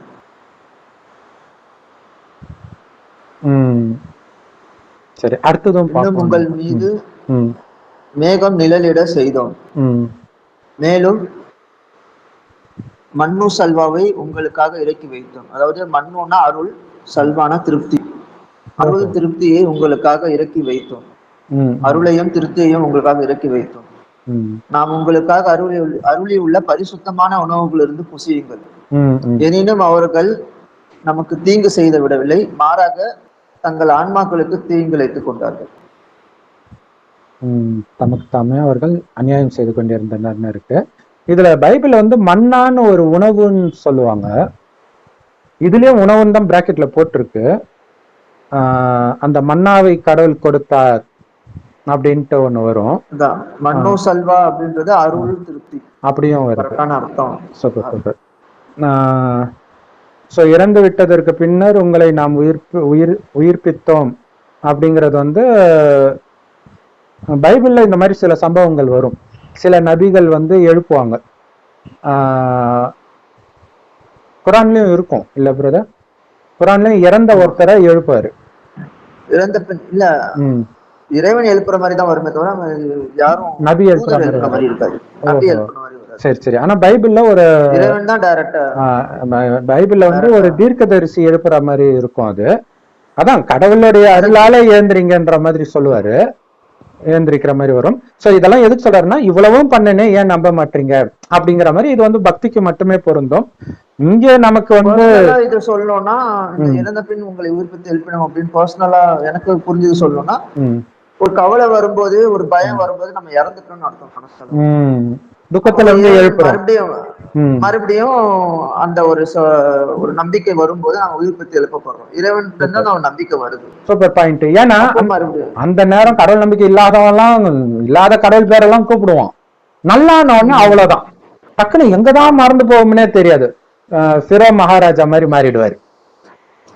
அதனால அதை நினைச்சு பாருங்க அப்படிங்கறத சொல்றாரு. சம சூப்பரான பாயிண்ட் அது. அடுத்தது வந்து அந்த மேகத்தை இதுல ஆக்சுவலா ஏதோ ஒரு அகத்தியம் இருக்கு. மேகத்தை நிழலிடச் செய்தோம், உங்களுக்காக மண்ணு சல்வாவை வானத்திலிருந்து இறக்கி வைத்தோம், நாம் அருளிலுள்ள நல்லவற்றிலிருந்து புசியுங்கள், அதல்லாத மற்ற உணவை கேட்டதனால் நமக்கு அவர்கள் அநியாயம் செய்து விடவில்லை, எனினும் தனக்குத்தாமே. ஓகே, இதுல வந்து அதுதான் நீங்க சொன்னீங்களா, ஒரே உணவை எவ்வளவு நேரம் சாப்பிட்டுட்டு இருக்கிறது அப்படின்னும் பொழுதுதான் அந்த பறவை எல்லாம் கடவுளை அடிச்சு கொடுக்கிறாரு. அதனால தனக்குத்தானே தீங்கி வச்சுக்கிறாங்க அப்படின்னு சொல்றாரு. ஏன்னா அந்த புலனின்பத்துல இருந்து வெளியில வரணும், அப்பதான் உடல் உணர்வுல இருந்து வெளியில வந்து ஆத்ம உணர்வுல நிலைக்க முடியும். மீண்டும் மீண்டும் புலனின்பத்துக்கே நீங்க போயிட்டு இருந்தீங்கன்னா டிலே ஆகும். டிலே ஆக உங்களால முயற்சி பண்றதுக்கு டைம் இல்லாம போயிடும். சோ உங்களுக்கு அது நஷ்டமாயிருதுன்றாரு. சோ அது கரெக்ட் தான். சோ தூய்மையான உணவுன்ட்டு கடவுள் இங்க சொல்றது வந்து மாமிசம் அல்லாத உணவு மட்டும் கிடையாது, பூண்டு வெங்காயம் சேர்க்காத உணவு மட்டும் கிடையாது, இறைவன் நினைவினால் சமைக்கப்பட்ட உணவு. சோ இறைவன் நினைவுல இந்த ஞானத்தை எடுத்தவர்கள் தான் சமைப்பாங்க இல்லையா? சோ அவங்க கையால சாப்பிடுற உணவு மட்டும்தான் தூய உணவு. மற்ற எல்லாத்துக்குமே நெகட்டிவ் வைப்ரேஷன் இருக்கும். அது வெஜிடேரியனாவே இருந்தா கூட மனிதர்கள் எல்லாமே இந்த 5 விகார எண்ணத்தோட தானே, பாட்டு சீரியல் கேட்டு தானே சமைக்கவே செய்யறாங்க. அதை சாப்பிட்டா நமக்கும் அந்த எண்ணம் வர ஆரம்பிச்சிடும். சோ அதனால தூய்மைப்படுத்தி உணவை, அது மட்டும் இல்ல இறைவனுக்கு ஊட்டி விட்டுட்டு இறைவனோடு சாப்பிடுங்கன்ற. அப்ப இறைவனோட சாப்பிடும்போது கண்டிப்பா அதுல உள்ள நெகட்டிவ் எனர்ஜி எல்லாம் போயிடும். சோ அதுதான் வந்து ஏற்கனவே நம்ம படிச்சோம்னு நினைக்கிறேன், விஷத்தையும் அமிர்தமாக்குனதுன்னு ஏதோ ஒரு லைன் வந்த மாதிரி ஞாபகம். சோ இந்த மேஜிக் எல்லாம் நடக்கும் கடைசியில வந்து இந்த அணுகுண்டெல்லாம் போட்ட பிறகு எல்லாமே விஷமாயிடும். அப்ப இப்பவே கடவுள் பிராக்டிஸ் கொடுக்கிறாரு, இறைவன் நினைவுல சமைத்து அதை திருஷ்டி கொடுத்துட்டு சாப்பிடணும்னுவாங்க. அது எப்படின்னா, ஆத்மான்னு உணர்ந்து இறைவனும் சிவபரமாத்மாவும் நானும் ஒளியாக மட்டும் இருக்கிறோம், இருந்து இதுக்கு சக்தியை கொடுக்கிறோம், அசுத்தமான அதிர்வலைகளை நீக்கிறோம் அப்படிங்கிற நினைவுல கொஞ்ச நேரம் பார்த்துட்டு தூய்மை ஆக்கிட்டு தான் அதை சாப்பிடுவோமே. கடவுளுக்கும் புத்தியினால கொடுத்துட்டு சாப்பிடுவோம். இந்த பயிற்சி பக்காவா இருக்கும் போதுதான் கடைசியில சாப்பாடு கிடைக்காத நேரத்தில் மனிதன் என்ன பண்ணுவான், லபக்கு நேரத்து வாயில போட்டுருவான், இறந்து போயிடுவான், முன் போயிடும். சோ அப்ப என்ன ஆகும்னா, கடைசி நேரத்துல இவங்க பிரம்மகுமாரிகள் சாப்பிட்டா மட்டும் எதுவும் ஆக மாட்டேங்குது, அப்ப அவங்க கையால சாப்பிடணும்னு வரிசையா வந்து நிப்பாங்க. இதோட நினைவு தான் பக்தி மார்க்கத்துல தெய்வத்துக்கு படைச்சிட்டு சாப்பிடுற பழக்கம் இருக்குது இல்ல, தெய்வத்துக்கு படைச்சிட்டு பிரசாதமா சாப்பிடுறாங்க இல்லையா, அது கடைசி நேரத்துல வர விஷயம். அவங்க கிட்ட கொடுத்துட்டு அவங்க சாப்பிட மாட்டாங்க, ஜஸ்ட் திருஷ்டி கொடுத்துருவாங்க. சோ அந்த நிலை வரும். தண்ணி கூட அதாவது கோடீஸ்வரனுக்கு கூட ஒரு சொட்டு சுத்தமான தண்ணி கிடைக்காது, அந்த மாதிரி நிலை வரும். சோ அந்த நேரம் தான் எல்லாரும் நம்ம பக்கம் திரும்பவே ஆரம்பிப்பாங்க. சோ அந்த ரகசியத்தை வந்து இது வெளிப்படுத்துது. அதான் யோசிச்சேன், இதுல ஏதோ ஒரு சூப்பரான பாயிண்ட் இருக்குது. ஏன்னா உணவு சாதாரண விஷயம் கிடையாது. ஏன்னா இன்னைக்கு பாருங்களேன், உணவு பாத்தீங்கன்னா ஃபுல்லா இந்த நான்வெஜ் சாப்பிடறதுல இறக்குறது நிறைய பாக்குறோம். ஷவர்மா, சிக்கன் ஷவர்மா சாப்பிட்டோம், பரோட்டா சாப்பிட்டு இறக்குறத பாக்குறோம் வெளியில உள்ளது. இன்னொரு விஷயம் என்னன்னா, இந்த சுவையான உணவு எல்லாம் லபக் லபக்குன்னு வர முழுங்குவோம். அந்த உணவுல விஷம் இருக்கும், அது ஒண்ணு. இன்னும் லபக் லபக்குன்னு முழுங்கும் போதே தொண்டையை அடிச்சுக்கும். நானே சொல்லுவேன், நிறைய அந்த சுவை அதிகமா இருக்கும் போது உங்களால வாயில வைக்கவே முடியாது. அது உள்ள டக்குன்னு முழுங்கணும் தான் தோணுமே தவிர வாயில வச்சு மெல்ல முடியாது. ஆனா எப்போ நம்ம மெல்லாம சாப்பிடுறோமோ அதுதான் உங்களுக்கு ஜீரணம் ஆகாது. கரெக்ட். ஜீரணம் சம்பந்தமான பிரச்சனைகள் வரும். அதுக்குதான் நீங்க என்னன்னா, இந்த உணவுடைய சுவை தெரியாத அளவுக்கு இறைவன் நினைவுல மூழ்கி இருக்கணும்ன்ற. அது எவ்வளவு சுவையான உணவா வேணாலும் இருக்கட்டும். அப்ப அந்த அளவுக்கு இருக்கும்போது அந்த இன்பத்துல இருந்து, நம்ம புலன் இன்பத்துல இருந்து ஜெயிக்கிறோம்னு அர்த்தம். சோ அப்ப வந்து அந்த சுவையான உணவு, எனக்கு பிடிச்ச உணவு டபக்குன்னு எடுத்து வாயில போட மாட்டோம். மேபி ஆரம்பத்துல அந்த பயிற்சி வர்றதுக்கு கொஞ்சம் நேரம் ஆகும். ஆனா இப்ப எந்த அளவுக்கு பக்கவாக்கிக்கிறீங்களோ அந்த அளவுக்கு நமக்கு சேஃப்டி. கடைசியில நமக்கு மட்டும் இல்ல, எல்லாருக்குமே சேஃப்டி. ஏன்னா கடைசியில அவங்களுக்கு பண்ண முடியாது. அது அப்ப நமக்கு கொடுத்து சாப்பிடுவாங்க, அந்த நிலைக்கு தள்ளப்படுவாங்க. இதெல்லாம் கடைசியில நடக்கும்.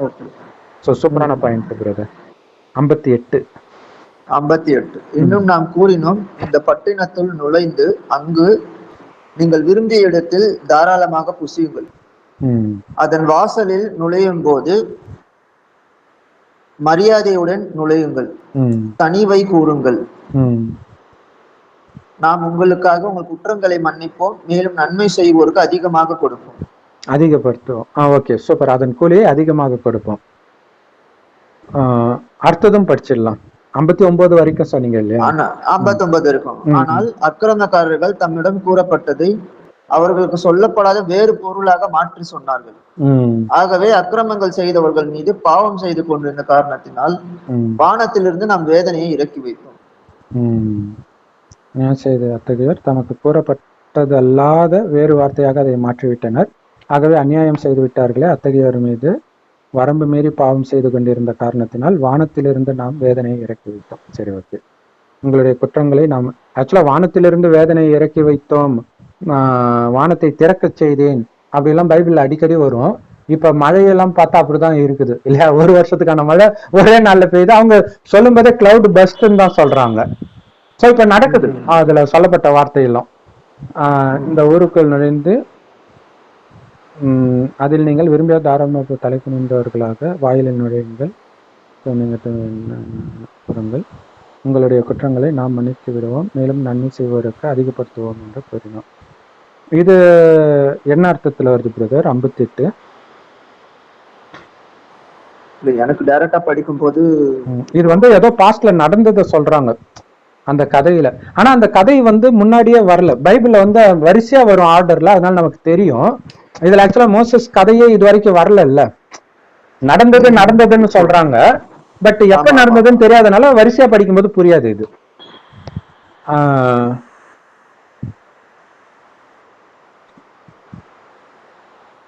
கொஞ்சம் பைபிள் படிச்சதுனால ஓரளவு நம்மளால புரிஞ்சுக்க முடியுது. ஸோ அநேகமா அந்த பாலாரும் தேனாரும் ஓடக்கூடிய இடத்தை தான் சொல்றாருன்னு நினைக்கிறேன். அங்க போய் நீங்க விரும்பினதை தாராளமா சாப்பிடுங்க அப்படின்னு சொல்ற மாதிரி நினைக்கிறேன். இருந்தாலும் நீங்க பணிவாக இருக்கணும்.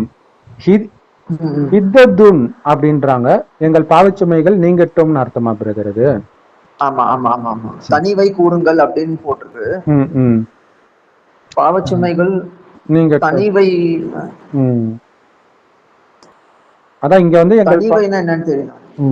தனிவைனா என்னன்னு தெரியும். சரி சரி. உங்களுடைய குற்றங்களை நாங்கள் மன்னித்து விடுவோம், நன்மை செய்வோருக்கு அதிகப்படுத்துவோம் அதன் கூலியை அப்படின்னு போட்டிருக்கு. ஸோ இது எல்லாமே வந்து இந்த கதைப்படி கடவுளுக்கு இஸ்ரேல் மக்களுக்கு சொல்ற மாதிரி வருது. நிஜத்தில் பாத்தீங்க அப்படின்னா இப்பவும் கடவுள் வந்து உங்களுக்கு பிடிச்சதை சாப்பிடுங்கன்னு தான் சொல்றாரு, விரதம்லாம் இருக்க சொல்லல. ஆனா இந்த தூய்மையை மட்டும் கடைபிடிங்க, தூய்மையான உணவை மட்டும் சாப்பிடுங்கன்ற. மற்றபடி நீங்க பட்டினி கிடங்க அதெல்லாம் சொல்றதே கிடையாது, ஏன்னா அதெல்லாம் பக்தி மார்க்கமாக ஆயிடுது. அடுத்தது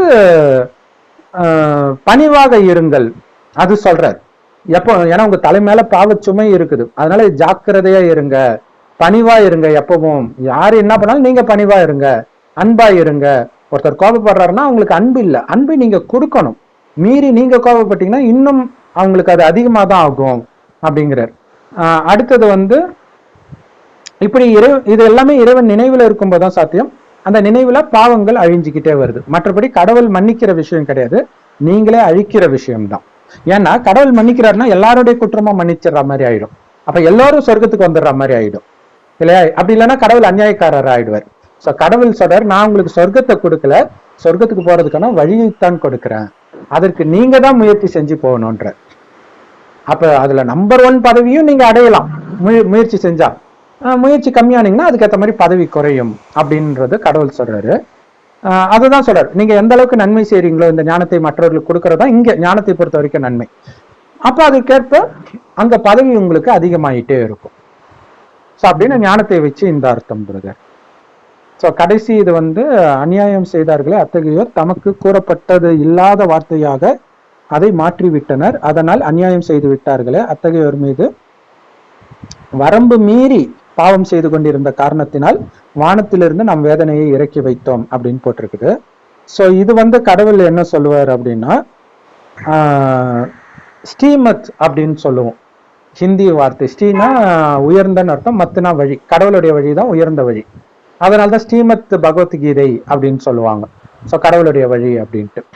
அப்ப கடவுள் சொல்றாரு, காமத்தை விடு, கோபத்தை விடு, பற்றை விடு, பேராசை விடு, அகங்காரத்தை விடுன்னு. ஆனா மனுஷன் என்ன நினைச்சுக்கிறாங்க, மனைவியை தவிர மத்தவங்களை சொல்றாருப்பா அவரு, இப்படி மாத்திக்கிறது. அப்ப என்ன ஆகுதுன்னா உங்களுக்கு நீங்களே தீமை செஞ்சுக்கிறீங்க. அப்ப கடைசியில வரக்கூடிய, ஏன்னா இப்ப நீங்க காமத்தை விடலனாலே இந்த ஞானம் புரியாது, ஃபர்ஸ்ட் எதுவுமே புரியாது. இப்ப புரியலன்னா வேற எந்த ஸ்ரீமத்தையுமே உங்களால ஃபாலோ பண்ண முடியாது. அதாவது ஒரு மாதிரி பைத்தியம் பிடிச்ச மாதிரி இருக்கும், மைண்ட் வெறுமையா இருக்கும். அப்ப பாவம் செஞ்சுக்கிட்டே தான் இருப்பீங்க. கடைசி நேர தண்டனை கேட்காதீங்கன்றாரு, அந்த அளவுக்கு கொடூரமாக இருக்கும்ன்றாரு. காட்சி காட்டி காட்டி தான் தண்டனை கிடைக்கும். பெரும்பாலும் கர்ப்பத்துல தான் அந்த தண்டனை கிடைக்கும். கர்ப்பத்துல அந்த 4வது மாதத்தில் ஆத்மா பிரவேசிக்கும். 4வது மாதத்திலிருந்து 10வது மாதம், இந்த 6 மாதம் வரைக்கும் முந்தைய ஜென்மம் மட்டும் இல்ல, இதுக்கு முந்தைய ஜென்மங்கள் எத்தனை இருந்ததோ அத்தனையிலும் செய்த பாவம் அத்தனையும் காட்டப்படும். அப்ப ஞாபகம் வந்துடும் நம்ம பண்ணோன்றது. இன்னொன்னு, கர்ப்பத்துல உடல் உணர்வு இருக்காது. அது குழந்தை இருந்தா கூட நமக்கு அந்த பெரிய உடம்பு அந்த ஞாபகம் தான் இருக்கும், முன் ஜென்மத்தில் எடுத்த உடம்பு தான். அது நம்ம கிட்ட பறிக்கப்பட்டுருச்சு இல்லையா? உடம்பு பறிக்கப்பட்டுருச்சு, செல்வம் பறிக்கப்பட்டுருச்சு, உறவுகள் பறிக்கப்பட்டுருச்சு, அகங்காரம் ஃபுல்லா போயிடும். அப்ப நீங்க செஞ்சது தப்புன்னு ஒத்துக்கிட்டு துடிப்பீங்க உள்ள. சோ கர்ப்பத்துலதான் அந்த கடைசி தண்டனை எல்லாம் ஒவ்வொரு ஜென்மத்திலுமே கிடைக்குது. அதனாலதான் குழந்தை பிறக்கும் போது அழுதுட்டு பிறக்குது. உள்ள தண்டனைக்கு கிடைக்கிறதுனாலதான் அது பிறக்கும் போது அழுதுட்டே பிறக்குது அப்படின்னு கடவுள் சொல்றாரு. சோ அப்ப உங்க இஷ்டத்துக்கு, அதாவது கடவுள் கொடுக்கிற அந்த கோடு, லக்ஷ்மணன் சீதை, அந்த ராமருக்கு ஏதோ கஷ்டம், மானை புடிச்சிட்டு வர சொல்லுவா சீதை. ராமர் போவாரு, அந்த ஒரு அரக்கன் தான் மான் மாதிரி வந்திருப்பான். உடனே அரக்கன் என்ன பண்ணுவான், லக்ஷ்மணா லக்ஷ்மணான் ராமர் குரல்ல கத்துவான். அப்ப சீதைக்கு பயம் ஆயிடும், ராமருக்கு ஏதோ ஆயிடுச்சு, போ அண்ணனை காப்பாத்துன்ட்டு. அப்ப லக்ஷ்மணர் அண்ணனுக்குலாம் ஒன்னும் ஆகாது அண்ணின்றாங்க, நீ போ அப்படின்ட்டு ரொம்ப ஃபோர்ஸ் பண்றதுனால அவங்க என்ன பண்ணுவாங்க, சரின்ட்டு ஒரு கோடு போடுவார். இந்த கோட்டுக்குள்ள எந்த அசுரர்களும் உள்ள வர முடியாது, நீங்க உள்ளேயே இருங்கன்ட்டு போயிடுவாங்க.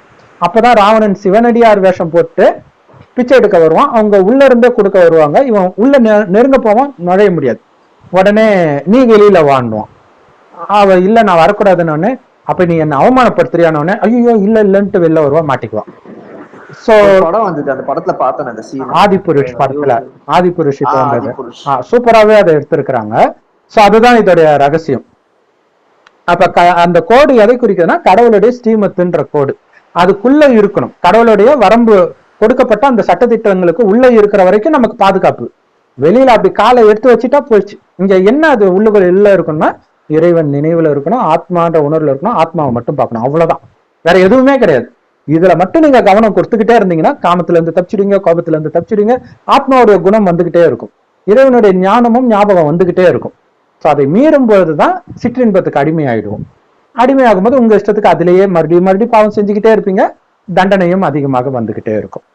ஸோ இதுதான் இந்த ஒரிஜினல் ஞானத்தின் படி அர்த்தம் பிரதர். 58 தான் கொஞ்சம் கிளியரா ஒன்றும் கிடைக்கல. இந்த பட்டினத்துள் நுழைந்து அங்கு நீங்கள் விரும்பிய இடத்தில் தாராளமாக புசியுங்கள், அதன் வாசலில் நுழையும் போது உள்ளச்சத்துடன் பணிவுடையவர்களாக எங்கள் பாவச்சுமைகள் நீங்கட்டும் என்று கூறுங்கள், நாம் உங்களுக்காக உங்கள் குற்றங்களை மன்னிப்போம், மேலும் நன்மை செய்வோருக்கு அதிகமாக கொடுப்போம். ஸோ இது வந்து அந்த மோசஸ் கதைப்படியே அதை எடுத்துக்கலாம் பிரதர். மோசஸ் கதைப்படி ஒவ்வொரு ஊருக்குள்ளேயும் போகும் பொழுது இத சொல்லுவாங்க. குறிப்பாக அந்த கடைசி நேரத்தில் பாலாரும் தேனாரும் ஓடக்கூடிய இடத்துல உங்க இஷ்டத்துக்கு நீங்க என்ன வேணாலும் சாப்பிடலாம், ஆனா கடவுளுக்கு பயந்து இருங்கன்னு சொல்லுவாங்க. அல்லது இங்க முகமது நபி கிட்ட சொல்லும் பொழுது வேற அர்த்தத்துல வருதான்னு தெரியல. ஏன்னா இது வந்து ஒரு ஆர்டர்ல வரல இது ஆக்சுவலா இல்லையா. மோசஸுடைய கதை இன்னை வரைக்கும் இப்ப வரைக்கும் வரல. அது வந்திருந்தா நமக்கு புரிஞ்சிருக்கும் கரெக்டா இது எப்பத்துல இருந்து வந்துச்சு. ஏன்னா இங்க பிராக்கெட்ல நினைவு கூறுங்கள்னு போட்டிருக்கு. அப்ப ஏற்கனவே நடந்த ஒரு விஷயத்த ஞாபகப்படுத்தி பாருங்க அப்படின்னு வருது. சோ இதன்படி வர அர்த்தம் வந்து நமக்கு மேபி போக போக தெரியும்னு நினைக்கிறேன் பிரதர். பாப்போம். ஃபுல்லாவே இந்த மாதிரி ஆர்டர் மாறி தான் இருக்கும். மாறி வேற வேற அதனால புரிஞ்சுக்க முடியும். எதுவுமே ஆர்டரா வரல. அதுதான் அது வந்து படிக்கும் போது பர்சனலா நம்ம அதுல இருந்து நம்ம என்ன எடுக்க முடியுதுன்னு தான் பாக்கணுமே தவிர கரெக்ட் நம்ம அந்த ஸ்டோரிக்குள்ள போகணும்னு அவசியம் கிடையாது. அவங்க என்ன நடந்து இப்போ இதுலயே இப்போ நமக்கு வேற வேற விஷயங்கள் கிடைக்குது இல்லையா, பர்சனலா எடுத்துக்க முடியுது இல்லையா, அந்த மாதிரிதான் நம்ம எடுத்து பார்க்கணும். ஆனா ஃபுல்லா எல்லாருடைய வரலாறு அப்படிதான் வரும். யூசுப் நபியோட வரலாறும் சரி, சுலைமான் நடுநடுல வரும். ஒரு சில சாப்டர் எல்லாம் எல்லாருக்கும் 2 வசனம் வரும். ஆனா அப்ப நம்ம அங்க வந்து நமக்கானது என்ன அப்படின்றதான் பார்க்கணும். அதுல இருந்து நமக்கு என்ன சொல்லப்படுது அப்படின்னு பார்க்கணும். சோ இறைவனுடைய ஞானத்தை வச்சு பார்க்கும் பொழுது நம்ம சொன்ன மாதிரி தூய்மையான உணவை மட்டும் சாப்பிடுங்க. இது இன்னொன்னும் சொல்லுவார், இது வரைக்கும் நீங்க எப்படி வேணாலும் இருந்துருங்க, பரவாயில்ல, கடந்ததா இருக்கட்டும், இனி பாவம் செய்யாதீங்கன்னு. சோ அதுதான் அங்க மன்னிக்கிறோம் அப்படிங்கிற அர்த்தம் வருது. அதுதான் கேக்குறேன். அதுதான். ஆனா அதுக்காக திரும்ப பண்ணிட்டும் இருக்கக்கூடாது, எதையும் என்கிட்ட மறைக்கவும் கூடாது அப்படின்னு கடவுள் சொல்லுவார். Okay brother. இனிமே வந்து மரியாதையோட உள்ளச்சத்தோட இருங்க, தனியோட இருங்க. இனி உங்களுக்கும் நன்மை செய்து கொள்ளுங்கள், மற்றவர்களுக்கும் நன்மை செய்யுங்க. சோ இங்க நன்மை செய்யறதுன்றது இறைவனை நினைக்கிறது, இறைவனை நினைக்கும் வழியை மற்றவர்களுக்கு சொல்றது. சோ அதுதான் பிரதர். அதுதான் அவ்வளவுதான். Super brother. ரொம்ப தேங்க்ஸ் பிரதர், சூப்பரா பண்ணிருக்கிறோம். பட் இதை ஓகே தேங்க்ஸ் பிரதர். நம்ம அடுத்த வீடியோல பார்க்கலாம்.